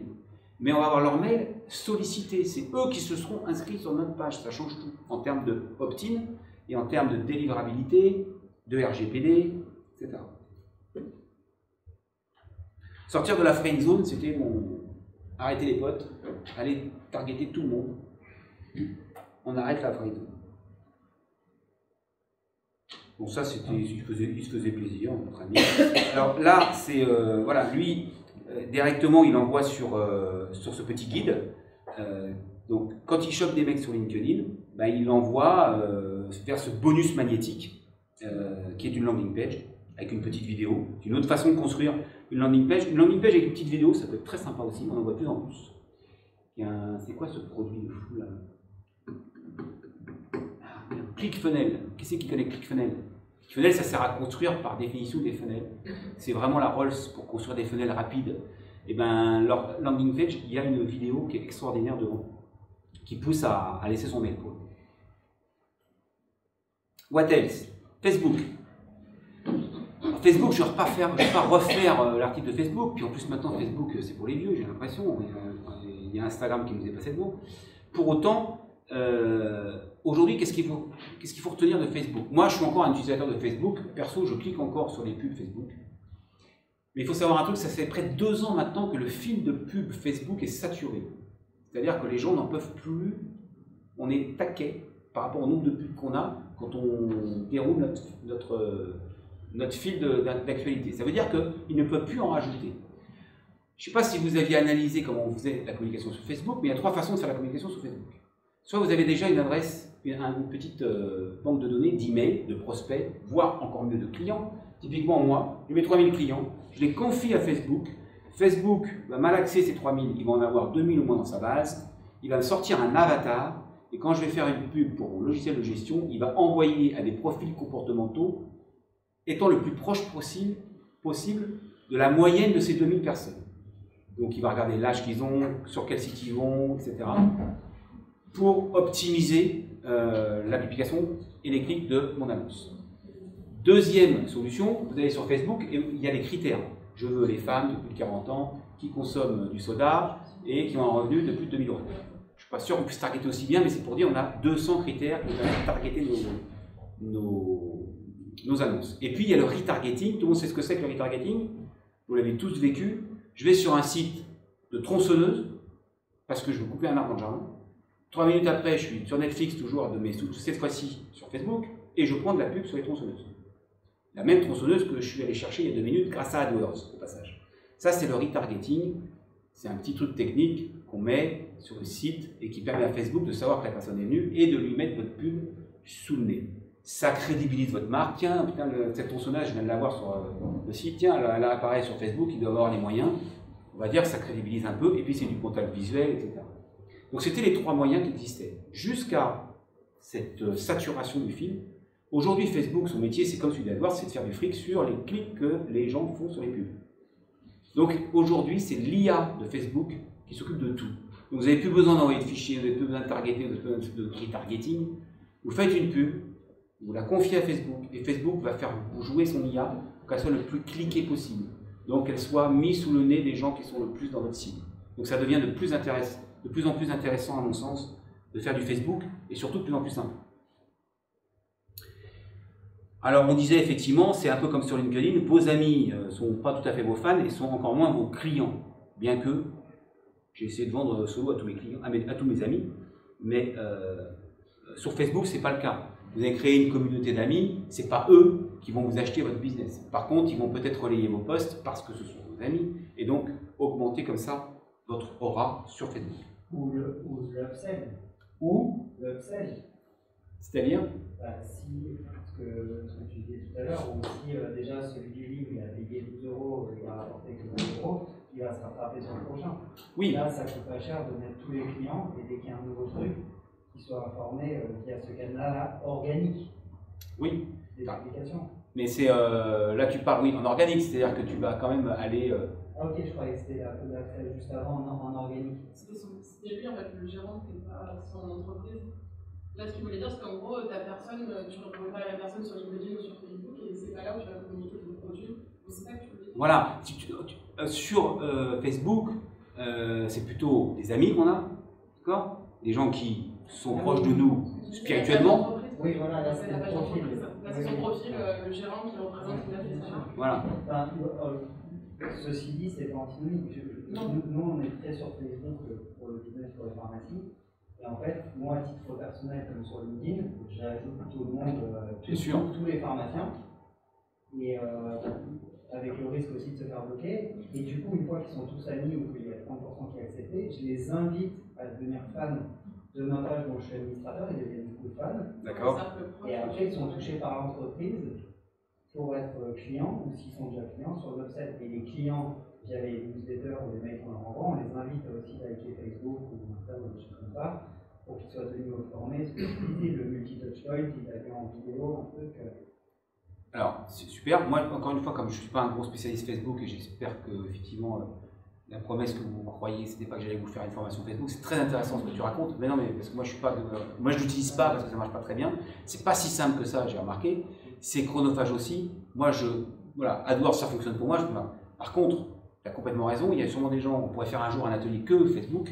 Et puis on trouve aussi des formations meilleures les unes que les autres. J'imagine que tu t'es un peu auto-formé à tout ça. Et je pense qu'on peut trouver des formations géniales qui expliquent tout ce processus-là.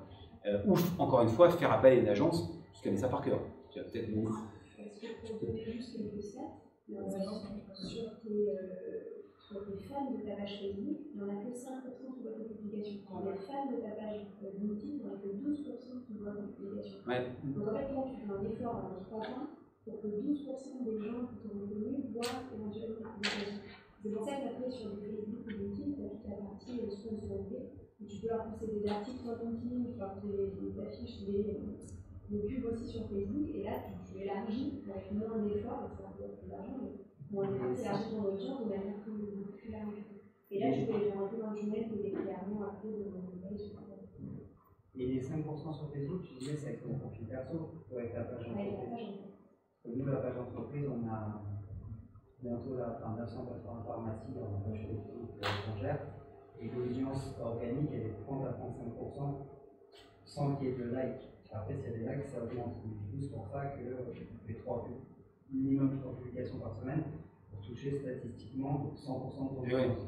Mais voilà, c'est des stats nationales où on dit en gros, tu scrolles 90 mètres par jour, tu fais 90 mètres par jour, même si tu es soumis à une des pubs d'une des pages que tu suis, tu vois, une publication, tu ne l'avais pas forcément dans laquelle elle est. Ah oui, entre lire et être vu, ça c'est différent. Entre être exposé et avoir vraiment vu, etc. En gros, on évalue à 5%, c'est des stats nationales.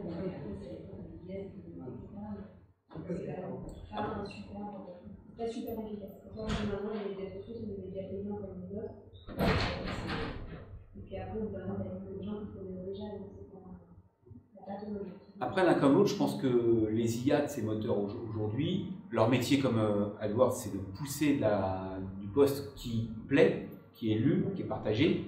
Si tu fais des posts régulièrement qui sont lus par ton audience et partagés par ton audience, tu as des chances de faire plus de 5. Parce que le métier de Facebook, c'est de donner des trucs intéressants. Ouais, le métier de Facebook, c'est de prendre ton argent quand même. Là, tout est surchargé. Tu vois, YouTube, ça marche bien, mais YouTube Ads, ça marche bien. Tu vois, en fait, ils se mettent à de te faire payer parce que tout est surchargé. Facebook, ça marche plus trop en organique. Ça marche plus trop. Tourner aussi en parallèle organique, mais il faut que tu payes pour qu'il t'aide l'intelligence artificielle, d'autant plus si tu payes un peu des pubs. Tu crois? Alors là, c'est carrément du chantage. Mais c'est juste qu'en fait, souvent les communautés, par exemple, nous les pharmacies, la moyenne elle est 230 fans par page Facebook, et donc quand on touche 30%, c'est 70 personnes touchées. Oui. Les pharmacies n'ont pas le droit de faire du payant, donc c'est autre chose, mais c'est sûr qu'en mettant 10 balles sur Facebook, tu touches 10 000 personnes. Quoi. Enfin, beaucoup, en tout cas, beaucoup plus que ce que tu pourrais trouver en organique. C'est sûr. De ce point de vue-là, c'est plus intéressant, encore faut-il que ce soit un bon ciblage. Voilà. Mais les fans, en général, s'ils sont bien qualifiés, par exemple, là, recruter au comptoir de la pharmacie, même s'ils vont toucher moins, ils vont peut-être convertir plus. Mais vraiment, là, les 30-35%, après, c'est gratuit, quoi. C'est gratuit, c'est qualifié. C'est gratuit, mais ça se construit. C'est du temps, c'est gratuit, mais c'est du temps à y passer pour construire ça. Ouais, c'est celui.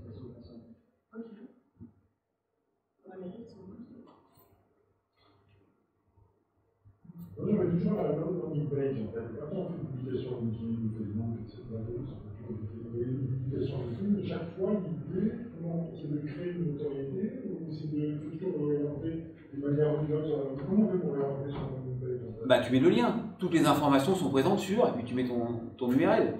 Tout simplement. Si tu en as plusieurs qui parlent de plusieurs domaines, tu mets. Moi, j'ai mis une boîte de capture, on appelle ça, où tu captures l'email. J'ai mis à peu près sur toutes mes pages. Si le mec veut plus de stock, je l'envoie plutôt sur la page de stock et il laissera son email sur la page de stock. Il n'est pas obligé de faire qu'une seule landing page. Mais pourquoi on va voir tout de suite derrière? C'est que le troisième étage de la fusée, c'est de leur envoyer quelque chose. Et le fait que ça passe par ta landing page automatise complètement le process de prospection et d'envoi de contenu. On va parler d'un tout petit peu d'upside sur Facebook. Alors là, on avait fait les types d'offres Facebook.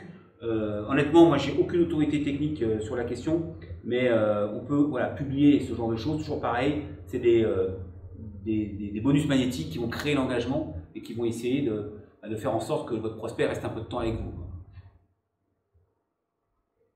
Donc là, c'était les 3 critères, cibler sa cible, cibler sa publicité avec les différents critères de Facebook. Encore une fois, plus ça va, moins ça nous sert à quelque chose, puisque aujourd'hui, le fil Facebook est saturé. Par contre, ça, c'est super important. Je ne sais pas si vous connaissez cette notion d'upside.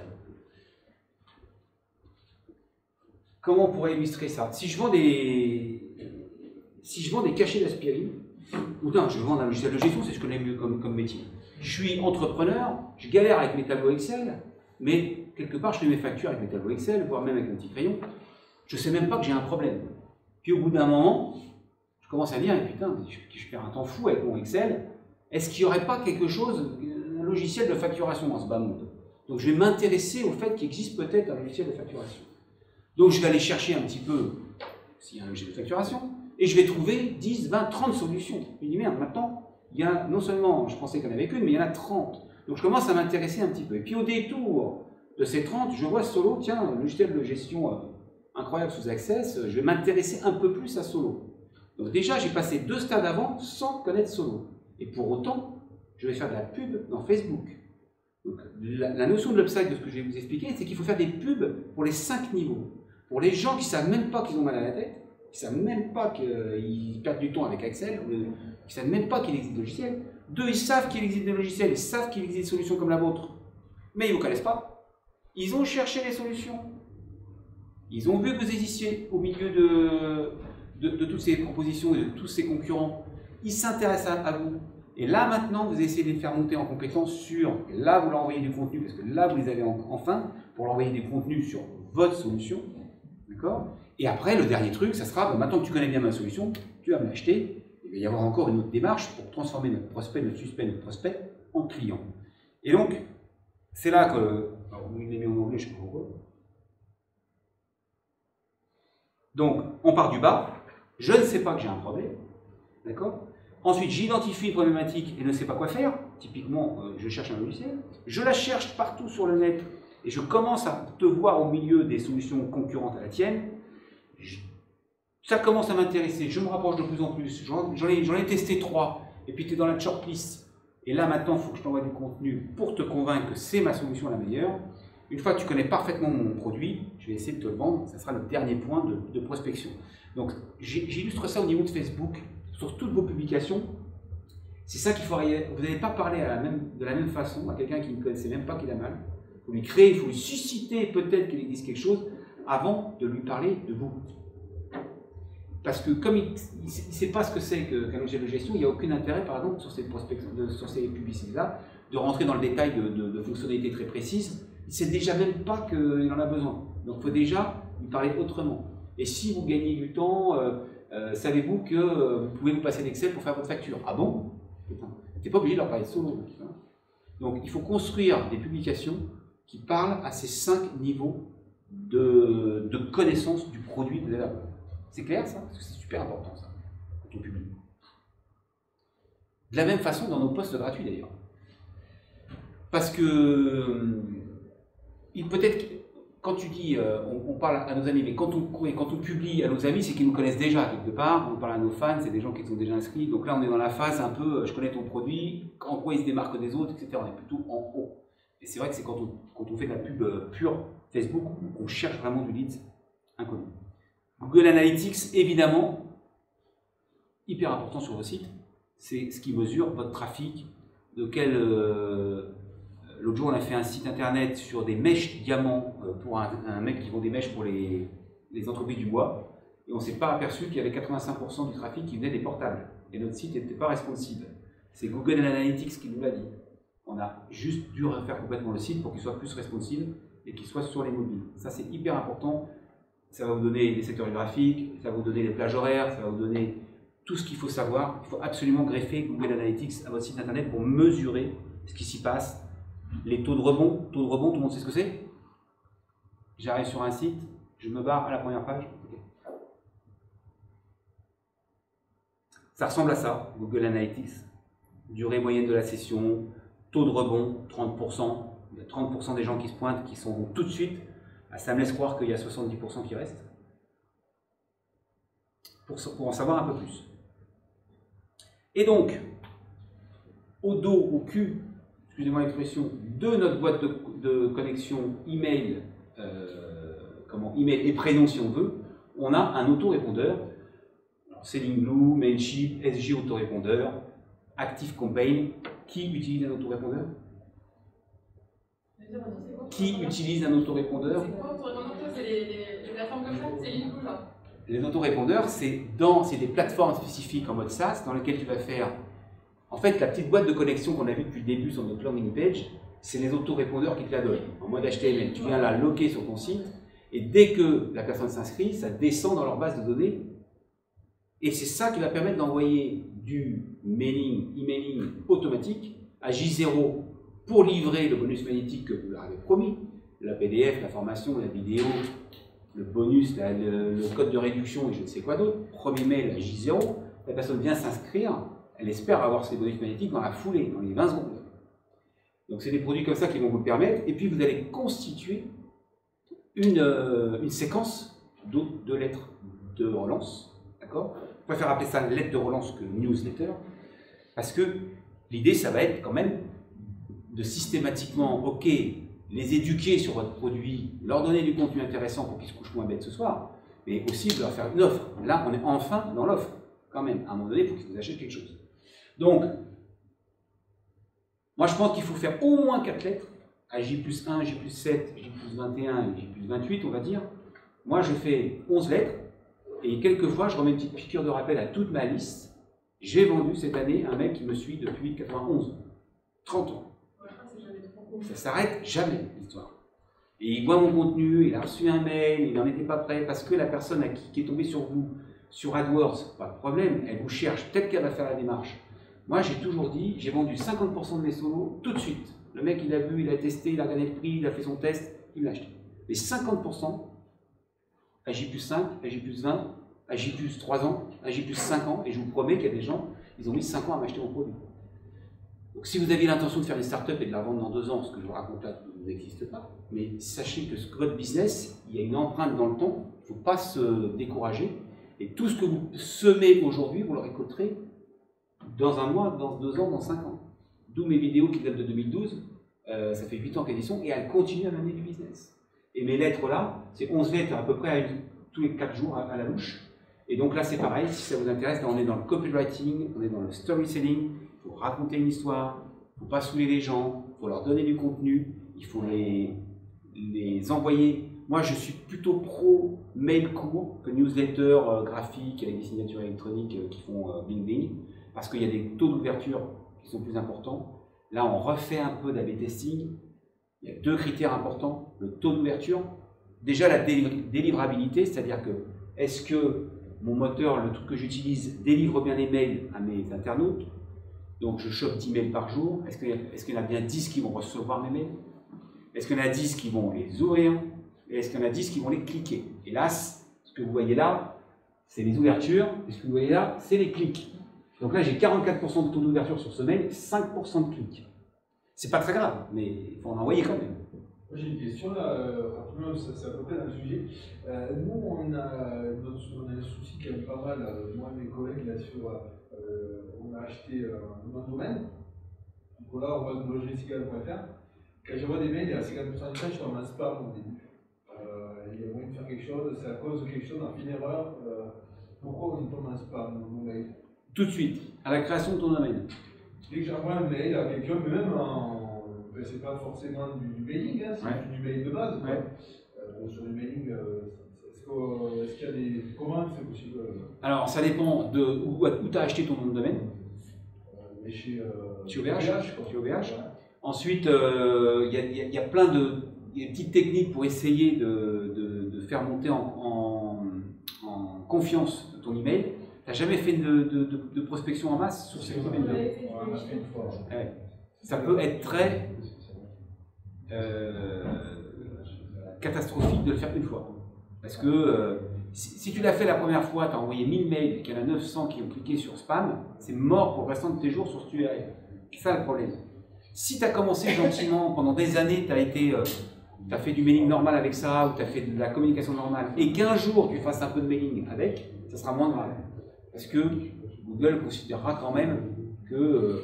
mais par contre, si tu as des mecs qui cliquent, comme quoi tu es un spammer, voilà, c'est terminé. C'est difficile de remonter en tout cas. C'est difficile de changer cet état de fait. Il faudrait presque prendre un autre domaine. Mais là, la campagne, vous l'avez envoyée depuis Mailchimp, depuis la migration.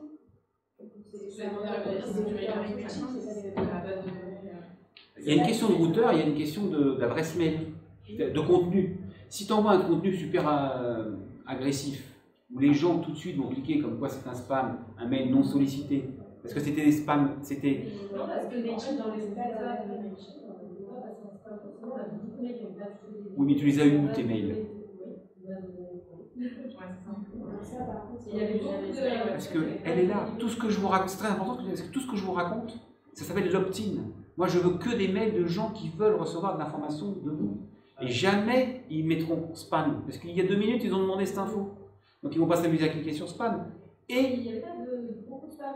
Il n'y avait pas beaucoup de gens qui avaient cliqué sur spam. C'était beaucoup de mails qui n'étaient même pas arrivés parce que l'adresse mail. Alors c'est un autre truc, ça aussi, effectivement. Si tu as envoyé beaucoup de mails à des mails qui n'existent plus, Google il est même capable de t'en fabriquer pour que tu sois dedans et puis qu'ils sentent que c'est pas du tout du mail sollicité parce que tu envoies à des gens que tu ne connais pas. Et ça, ils n'aiment pas du tout. Google et les autres. Hein, Alors, tu as raison, il y a aussi la personne, l'outil que tu utilises pour envoyer des messages. PSG Autorépondeur, qui est un français, ça passe encore à peu près. On a d'autres problèmes avec. Mailchimp, c'est quand même borderline.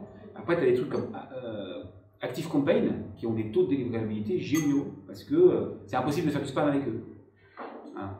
Tu ne peux pas leur monter une base de données inconnue et leur dire envoie-moi 20 000 mails. Ils refuseront. On est en full opt-in. Maintenant, aujourd'hui, ne pas tomber en spam sur 100% sa cible, c'est impossible. Il y en a obligatoirement qui vont arriver en spam. Donc, premier point, la délivrabilité. Où est hébergé ton domaine? Est-ce que tu n'as pas fait le con avec ton URL de ton domaine? Et le moteur que tu utilises pour envoyer des mails. Première chose. Deuxième chose, taux d'ouverture. Est-ce que tu fais un... Parce qu'on en reçoit beaucoup des mails. Est-ce que tu fais un titre qui est engageant? On revient sur la baseline de notre landing page, des 200 millisecondes. Qu'est-ce que tu vas mettre comme sujet qui va, passer les filtres anti-spam, parce que si tu mets un truc trop accrocheur, ça va être considéré comme du spam, et qui va quand même solliciter ton prospect à ouvrir le mail. Historiquement, je ne sais pas si je l'ai là, historiquement, le mail qui ouvre le plus, depuis toujours, c'est pour ça que tous les newsletters que vous recevez, il y en a un jour qui va vous le faire, c'est une mauvaise nouvelle. Je t'envoie un mail, le titre c'est mauvaise nouvelle, tu l'ouvres. C'est sûr. C'est celui qui fait 80% de taux d'ouverture.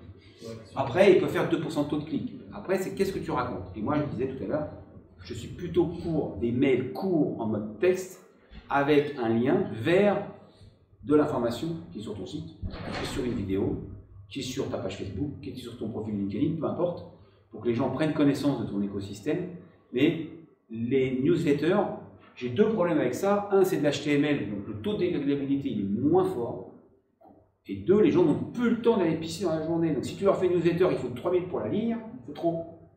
Donne-leur un beau titre, une belle intro qui donne envie d'aller voir la vidéo, ils cliquent, ils y vont, ils laissent la page ouverte pendant 3 jours, au moins ils ont fait ce que tu leur demandais, ils sont allés voir ton contenu. Plutôt que de le mettre dans le mail, qui lui va passer aux oubliettes dès qu'ils auront pris le mail d'après. Et ils ne reviendront jamais sur ta newsletter. Jamais. Alors que si ils ont cliqué vers un autre site, peut-être le mettre en favori, peut-être une chance qu'ils consomment ton contenu un peu plus fort. Mais moi, c'est ce que je préconise. Je n'ai pas la science infuse. C'est quoi pour le HTML, pardon? La newsletter, elle est en HTML? Ben oui, si tu fais une newsletter, enfin ça dépend, tu peux la faire en mode texte. Mais la mode texte, c'est quasiment pas de gras, pas d'italique, pas de mise en page. Dès que tu fais des newsletters à la Mailchimp, le code qui est derrière, c'est de l'HTML. C'est donc un mail qui est très lourd et que, obligatoirement, est commercial. Alors que quand tu veux... il faut que vous connaissiez l'Emlist. Ça, c'est de la bombe à tout. Allez voir, si vous parlez un peu l'anglais, l'Emlist. Vous voyez, il fait quelques tutos. C'est une start-up française, ça fait quoi, 4-5 ans. Ils font un carton et c'est tout ce qui... C'est vraiment des mecs qui savent délivrer tout ce qui est optimisation de délivrabilité. Aujourd'hui, en francophone, enfin, ils ont voulu être international, donc ils parlent beaucoup l'anglais sur leur site. Mais c'est des petits Frenchies qui ont créé ce truc-là. Et par rapport au problème technique là, de délivrabilité, même s'il ne faut pas prendre ce genre de solution si tu as ce problème technique, mais si tu les prends, c'est pas ça la valeur ajoutée, mais eux, pour se prémunir que leurs clients tombent en spam, parce que c'est leur cœur le business, c'est que les mails que tu envoies aillent dans les boîtes de réception à minima. Ce qu'ils font, c'est qu'ils utilisent leur outil du client, ils les font s'envoyer automatiquement des mails entre eux, en off, quoi. Et en fait, du coup, si tu atterris dans la boîte d'un de leurs clients en spam, automatiquement ça le sort de spam et ça détecte, par exemple par rapport à OS, et dit non, en fait, ça c'est pas un spam. Et du coup, en fait, ça envoie beaucoup de mails sans que toi tu en pilote automatique, et ça t'augmente ta réputation. Parce que ça tu parles de l'emlist? Ouais, l'emlist au début, quand tu parles de des clients chez eux, tu as une phase de warm-up où tu règles 100, 200 mails par jour. Et en fait, ça te les envoie sans que tu t'en occupes, ça envoie des Laura Mixum, ça envoie n'importe quoi comme texte à leurs clients respectifs. Et si tu tombes en spam chez Gmail, ou si tu tombes en spam en Australie, ou si tu tombes en spam chez les IP, les et tout, et bien ils te sortent des spams. Du coup, t'es whitelisté. T'es whitelisté. Mais c'est pas ça l'usage de l'emlist, c'est du marketing automation. Voilà, c'est du marketing automation, et eux, effectivement, ils font du cold mailing. Ouais, c'est du cold emailing. Voilà. Donc nous, on a parlé de opt-in jusqu'à présent. Donc de gens qui venaient sur nos sites, par nos tunnels de vente, par nos acquisitions, ils veulent recevoir des informations, vous les connaissez presque déjà. L'emlist, ils permettent d'aller chercher des listes d'aller cropper des listes sur LinkedIn par exemple, aux fameux mecs que vous avez liké comme rapport, avec des produits comme Prospecting par exemple, et vous les intégrez dans l'emlist et il va vous faire des envois de mails à des gens qui ne sont pas du tout dans votre réseau, qui sont des mails non sollicités et qui effectivement avec les technos dont tu parles, permettent de délivrer quand même. Il n'y a pas beaucoup des produits comme ça. LEM-LIST, l'emlist. Aujourd'hui, un outil vraiment de marketing automation qui fait un carton. Donc moi, c'est des mails un peu comme ça que je fais en mode texte, même s'il y a un peu de gras, un peu d'italique, mais je ne mets pas d'image, je ne mets pas trop de couleurs. Je signe comme ça. Donc un courrier à J0, J+1, J+9. Là, encore une fois, je préfère aujourd'hui ces mails-là, très très courts. Et la signature, tu n'es pas pénalisé avec la signature, l'image et tout? Là, celui-là, c'est un mail que je n'automatise pas, celui-là. Je le fais à la mino, celui-là. Parce que de temps en temps aussi, je ne fais pas confiance à mes autorépondeurs. Donc, une fois par semaine, une fois, j'envoie moi-même à la main. Et ça, c'est la signature Google. Ce que je voulais faire voir, c'était quoi? Qu'est-ce que ça m'inspirait? Toi, par exemple, tu utilises quoi? Moi, j'utilise SG Autorépondeur. SG Autorépondeur. Ouais. Mais. La landing page, elle est aussi constituée sur SG Autorépondeur. Non. On va en parler là, d'un petit outil, on va en parler. La landing page, moi j'ai fait avec un truc qui s'appelle Strikingly, mais tu peux la faire avec ton WordPress, tu peux la mettre, tu peux encore. La boîte, elle est fabriquée par l'autorépondeur. La boîte où tu te connectes. C'est un bout d'HTML que te donne l'autorépondeur. Pour que ce qui est saisi dedans aille directement dans tes listes Mailchimp, l'emlist, SG, ActiveCampaign. En termes de construction de scénarios, de newsletter, le mieux c'est sûrement ActiveCampaign, qui est sûrement l'outil le plus sophistiqué en la matière, qui dit sophistiqué, dit compliqué. SG autorépondeur, c'est super simple. Ça dépend un peu de. Moi, je préconise, si vous commencez, si vous n'avez jamais fait, faites-les à la main. Faites-les à la main. Et une fois que vous saurez comment parler à vos prospects, vous pourrez aller dans un autorépondeur construire vos mails. Ça, c'est un livre qui avait été au départ fait pour essayer de solliciter les gens à comprendre qu'ils étaient manipulés par la publicité. Et en résultat, il n'y a pas un seul mec qui l'a acheté dans la rue, il n'y a que des publicitaires qui ont acheté le bouquin. Et c'est absolument génial. C'est les fameux 6 leviers de persuasion du père Cialdini. Et on va en parler rapidement. Pourquoi? Parce que quand on fait des mails, il faut bien essayer de mettre du contenu dans nos mails et donc d'appuyer sur des biais cognitifs aussi. Donc on va parler de la preuve sociale. Donc pourquoi c'est à vous qu'on pourrait faire confiance? Ben, vous pouvez effectivement publier des études de cas, faire des témoignages clients, ça marche toujours. Il y en a un qui a compris ça depuis le départ, c'est Amazon. J'achète jamais un bouquin sans qu'il y ait 5 étoiles, on est tous d'accord là-dessus, ou qu'il y ait au moins 430 commentaires ou TripAdvisor. Évaluation client, pareil, nombre de likes, commentaires, preuve que vous avez fait que vous faites quelque chose de bien. La rareté, c'est évidemment un effet déclencheur. Là, je passe au mode j'envoie des mails en vue qu'ils m'achètent. Donc je suis obligé de prouver, je viens de le dire, je vais envoyer des mails. Qu'est-ce que je vais raconter dans mes mails? Ben, un mail qui prouve ma preuve sociale, qui prouve que j'ai des clients qui ont pignon sur rue, avec des témoignages en vidéo, avec une page où il y a des étoiles, qui va prouver donc que je suis quelqu'un de bien en ce bas monde. Deuxième possibilité, la rareté. Celui qui a le mieux compris ça, c'est vente privée. Mardi à 9h, n'a pas pu rire, à 9h10, il n'y a plus rien. Donc tout le monde se jette sur la vente. Donc stock limité, offre limitée dans le temps, elle s'arrête ce soir à minuit. Moi je l'ai fait, je vous promets avec Solo, du style, vous avez jusqu'à minuit pour commander à moins 50%. J'ai envoyé 5 mails dans la journée. Attention, vous n'avez plus que 6 heures. Attention, vous n'avez plus que 3 heures. Et je vendais la moitié à 59. À 23h59, il y avait encore des mecs qui m'achetaient. Parce que je prouvais la rareté. Ça marche super bien. Je ne le fais plus trop. C'est un peu à l'arrache quand même, mais... Pardon. La cohérence, le pied dans la porte, c'est mon histoire de ma pièce de 1 euro de tout à l'heure. Essayez de demander un petit engagement à vos prospects, ils vous en donneront plus dans la foulée. Ça marche à chaque coup aussi.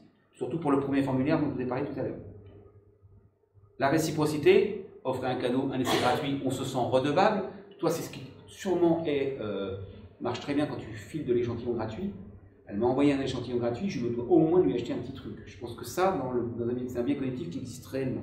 La technique, je pense que si je fais diagnostic, tu gagnes un échantillon gratuit et après, je pense que ça peut fonctionner. Ouais. Prendre l'adresse email, faire le diagnostic, tout ça, correspond. Ça correspond, c'est ça. Tu leur donnes un truc, ils sont redevables. L'autorité, là on reparle de maladie de Lyme avec mon stéthoscope, ça fonctionne toujours très bien. Moi je me positionne comme étant un peu un expert Access.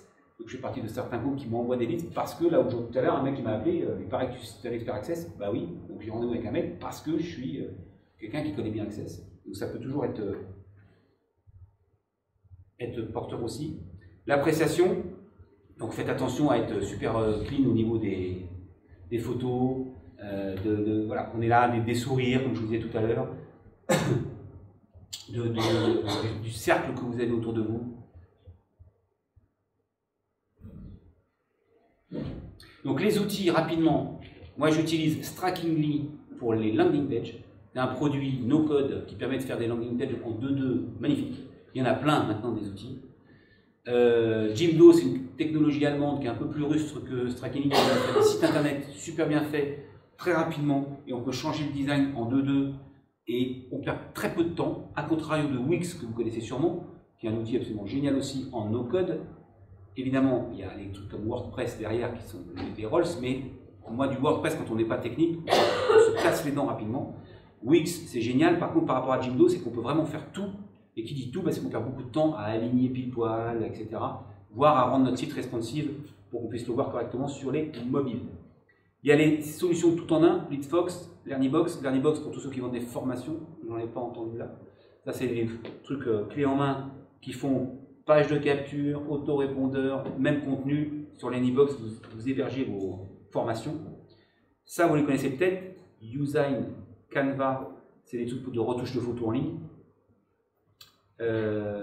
C'est quoi que j'utilise là? Je voulais pas être... ma présentation, là, je voulais pas la faire sur PowerPoint. Je sais plus ce que c'est un truc en ligne, c'est Prezi, ça, je crois. SG autorépondeur, j'ai mis celui-là. Évidemment, Mailchimp, comme je vous l'ai dit, ActiveCampaign, d'accord, je ne l'ai pas mis là. Thrivecart, vous connaissez? Si vous vendez quelque chose et que vous voulez le vendre en carte bleue, allez voir ce produit, c'est absolument génial et il évolue énormément. Aujourd'hui, vous pouvez faire, là aujourd'hui, vous pouvez tout faire. Une page de vente, une page de capture et la carte bleue, adossée à Stripe ou PayPal. C'est super, l'expérience utilisateur elle est terrible, c'est hyper responsive, on peut faire de la B-testing, c'est un produit génial donc, de paiement en ligne. Slack, je ne sais pas pourquoi je parle de ça. Google Analytics, on l'a vu. Évidemment, Solo, si vous voulez un outil de gestion. Et je voulais finir par ça. Tout le monde a lu ce bouquin? J'ai lu les 10 piliers, là, la réussite. Les 10 piliers, la réussite, c'en a un autre? Ouais. C'en a un autre. Celui-là, c'est un vieux best-seller. Et je voulais juste illustrer que tout ce qu'on vient de dire là et tout ce qu'on voit de business, il faut absolument... Alors, il y a un truc, moi, qui manque, hein, tous ceux qui l'ont lu le savent, il manque un truc très important là-dedans. Mais désirer absolument ce qu'on veut, parce que c'est un peu le nerf de la guerre, désirer ce qu'on veut, c'est-à-dire l'objectif dont on a parlé tout à l'heure. La foi, y croire vraiment. J'ai trop croisé chez les entreprises dans ma vie qui ont trop attendu avant d'arrêter. Voilà. Il y a un moment donné, ils y croyaient plus, mais ils continuaient quand même. Je ne sais pas pourquoi. Donc, si vous avez la foi, en l'occurrence, c'est sûr que ça marche toujours. Prendre la décision de faire les choses, tout ce qu'on a vu aujourd'hui, j'espère qu'il y a quelques pépites qui vont pousser à le faire demain matin, sans attendre. La connaissance spécialisée, on l'a vu, il faut aller chercher un peu des tutos, et se spécialiser, que ce soit dans AdWords, que ce soit dans Facebook, que ce soit dans LinkedIn, peut-être un petit peu se former. Faire preuve d'imagination. Aujourd'hui, la notion de la vache pourpre, vous la connaissez? L'idée, c'est qu'on est obligé de se différencier d'une manière ou d'une autre. Et je vais vous faire voir pour conclure, qui c'est qui a vu le spot de Xavier Niel paru sur TikTok avant-hier? Hein? Ouais. Vous l'avez vu? Ouais, excellent. Le pouvoir du mastermind, c'est de partager les uns les autres, évidemment. Et tous les jours suffit sa peine. Persévérer, persévérer, persévérer. Parce que tout ce que je viens de raconter, c'est plus compliqué en 2021-22 que ça l'était quand j'ai commencé en 2005. Parce que tout ce que je vous raconte là, j'ai commencé en 2005, à la petite semaine, ça a marché tout de suite. Aujourd'hui, c'est plus compliqué. Mais ça fonctionne toujours. Ah bah j'ai passé les... Ok. À la peine. Voilà. Et bien c'est tout. Merci beaucoup. Si vous voulez, là je suis en train de monter un autre truc, on en parlera un jour. C'est B-School. B-School, ça sera un collectif pour apprendre un peu tous ces trucs-là, et plus si affinité. Donc c'est avec mon copain Olivier qu'on va monter ça. Voilà, merci beaucoup de votre attention. Si vous vouliez, on avait jusqu'à... on a largement passé l'heure. Non, jusqu'à 14h30. Ah, c'est jusqu'à 14h30. Ouais, donc on va faire un petit échange si vous voulez. Sinon, j'ai un autre slide, mais là en une demi-heure, ça peut être étouffant. C'est 19 sources de trafic. On a parlé de 2-3 bricoles là, mais des sources de trafic, il y en a plein d'autres. Il faut faire du réseau. Il faut aller dans les réseaux. On en fait avec Réseau Entreprendre, mais il n'y a pas que Réseau Entreprendre. Hein, il y a aussi des réseaux.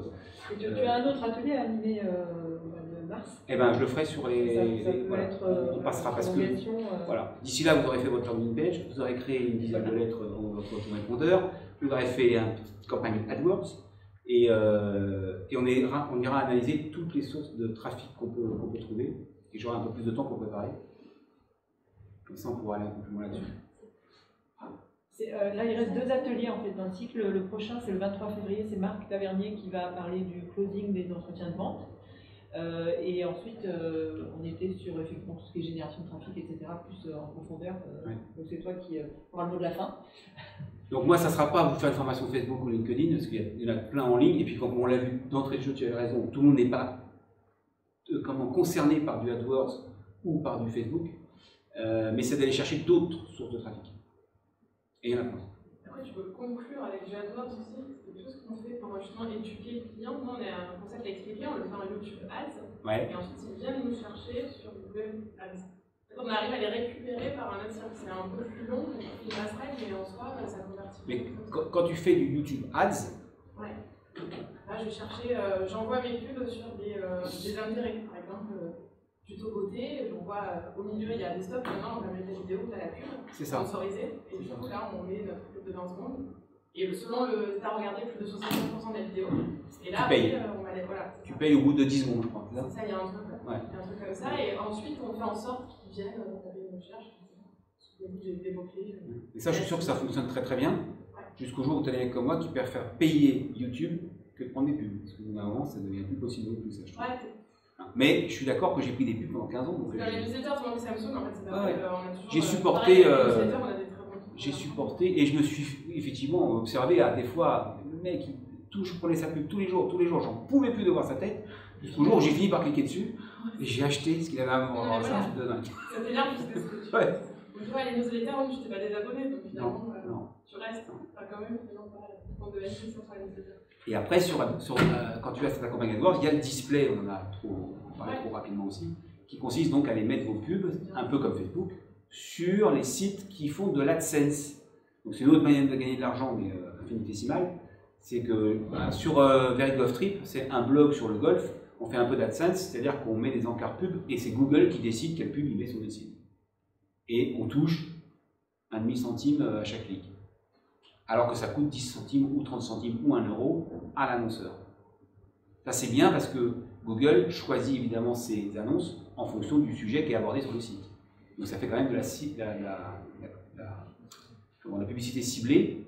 Et comme tu disais tout à l'heure, c'est plus pour les gens qu'on ne cherche pas pour le coup. Mon histoire de climatiseur, je suis sur un site qui parle d'équipement pour cuisine. Je peux très bien prendre de l'essence sur nettoyer. Vous empoisonnez votre personnel et votre clientèle, faites nettoyer votre clim. Je cherche un cercle d'intérêt, mais pas forcément précisément. Non, cosmétique, c'est super bien parce que taper crème hydratante sur Google Ads, on va payer des sommes folles et pour être face à des concurrents comme des L'Occitane, c'est inutile en fait, c'est perdre de l'argent dans la masse. Moi, je suis pas d'accord. Ah si, je te sûr. Aujourd'hui, on est trop nombreux pour que ça fonctionne. On va chercher plus.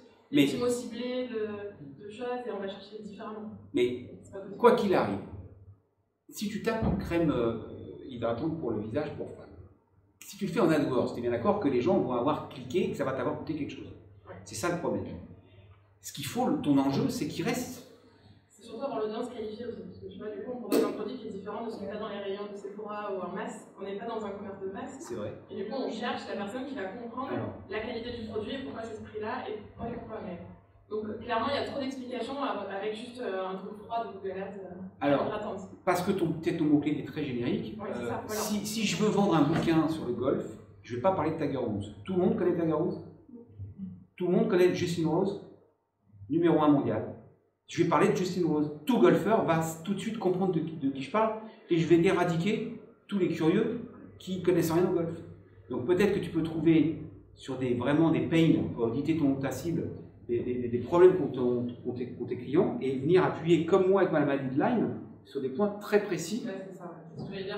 Et ça peut marcher. Moi, ils recherchent les ingrédients carrément. Ils savent que l'aloe vera c'est hydratant. Du coup, ils vont taper crème à l'aloe vera. Et là déjà, tu as sectoré. C'est énorme. Et on a plus de réussite sur aloe vera que sur les et chanvre, c'est tendance. Ça aussi, Google, il a des grosses tendances dans son domaine. Et en fait, si on met crème à base de chanvre, huile à base de chanvre, on en a dans nos produits. Du coup, ils viennent nous chercher avant même de voir c'est libre pour le visage ou quoi que ce soit. Déjà, ils viennent. Parce que c'est dans la tendance. C'est moins cher, exactement. Donc c'est double effet impulse parce que c'est moins cher. Avec la concurrence, en fait. Et c'est mieux targeté. Hein. Ouais. C'est deux. C'est des astuces à aller chercher. Donc c'est pour ça que je dis c'est mieux de se former et de gérer après toi-même tes mots-clés et ta gestion parce que tu vas voir en 2 jours que ça coûte cher de cliquer sur hydratante et qu'il y a beaucoup de monde dans la masse. Alors que tu vas voir du coup tes résultats, c'est très rapide de base. Tu vois dans la semaine ce qui se passe, donc c'est bien si tu comprends ce qui se passe. Tu n'as plus qu'à toi ajouter à non hydratante et je vais le coupler à parce que tu peux coupler des mots. C'est un vrai parti de le faire soi-même. Parce qu'on a que 8 heures par jour. C'est du temps et c'est peut-être un poste plutôt que c'est un poste à temps plein plutôt que de payer une agence aussi. Tu vois. Voilà, c'est là parce que je comprends l'effet un peu négatif, l'image négative que tu as un peu des agences. Et je comprends parce que. Non, mais je le comprends. Non, je le comprends. Moi, je m'en suis fait mes ennemis quand je disais les agences, elles vous font un site internet. Combien il y en a qui ont fait 3 fois leur site internet par 3 agences différentes? Elles vous font un site internet qui vous plaît à vous. C'est pour ça qu'elles mettent vos moyens, vos services, vos talents, vos trucs. Mais l'internaute, lui, le prospect, il s'en fiche. Ouais. Et les clients qui ne comprennent pas ça, on perd notre temps quand on veut faire notre boulot correctement, parce qu'ils veulent le bleu, le logo, le machin de bleu, ils nous cassent avec des trucs qui n'ont rien à voir avec le taux de transformation. Et ça, c'est hyper dur de prendre du recul. Et quand on est dans son business et qu'on essaie de faire des landing pages, c'est dur aussi, parce que justement, ce n'est pas la place de son client qu'il faut se mettre, c'est la place de son prospect. Qu'est-ce qui fait qu'il va s'intéresser à votre truc? Ça, c'est important. Il y a des agences qui savent le faire. Pas mettre toutes les agences dans une planète. Je suis pas agence. WSI, un peu. Parce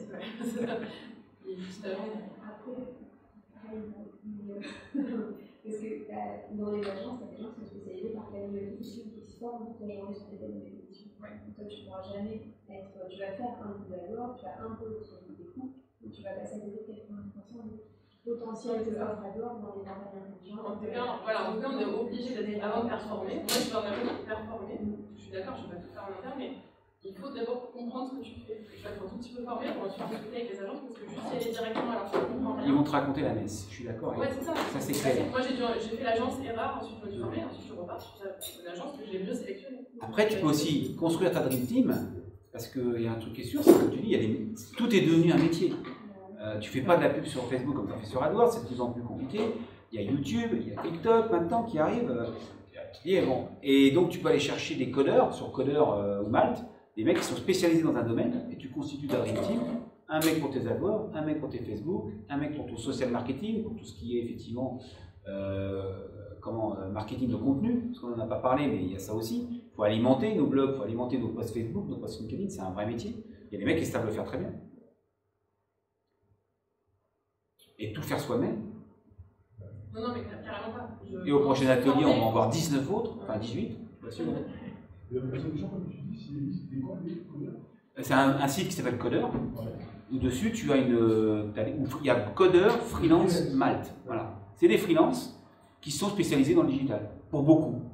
Donc, aussi bien pour concevoir un site Wix ou WordPress, ou un PrestaShop, ou tout ce que tu veux, un Shopify, mais tu as aussi des gens qui font du social marketing, du social, comment on appelle ça, ceux qui font les posts.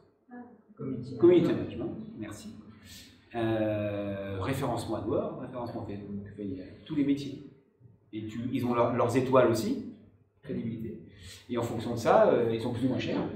Mais c'est surtout que ça te permet de constituer ta petite Dream Team. Parce qu'une agence, elle va essayer de tout te proposer, mais comme dit Jérémy, elle va te proposer tout et elle ne fera pas tout bien.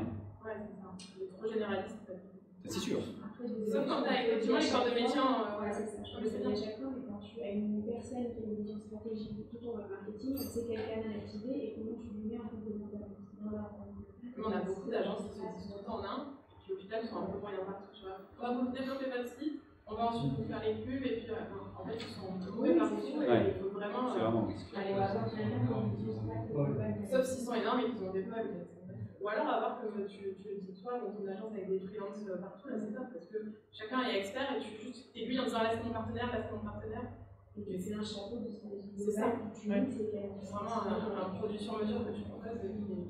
L'avantage que tu auras avec un réseau comme ça, c'est que tu auras un chef de projet qui va essayer de réfléchir à 360 à tout ça. Voilà. Ça peut être intéressant. Après, c'est une question de moyens.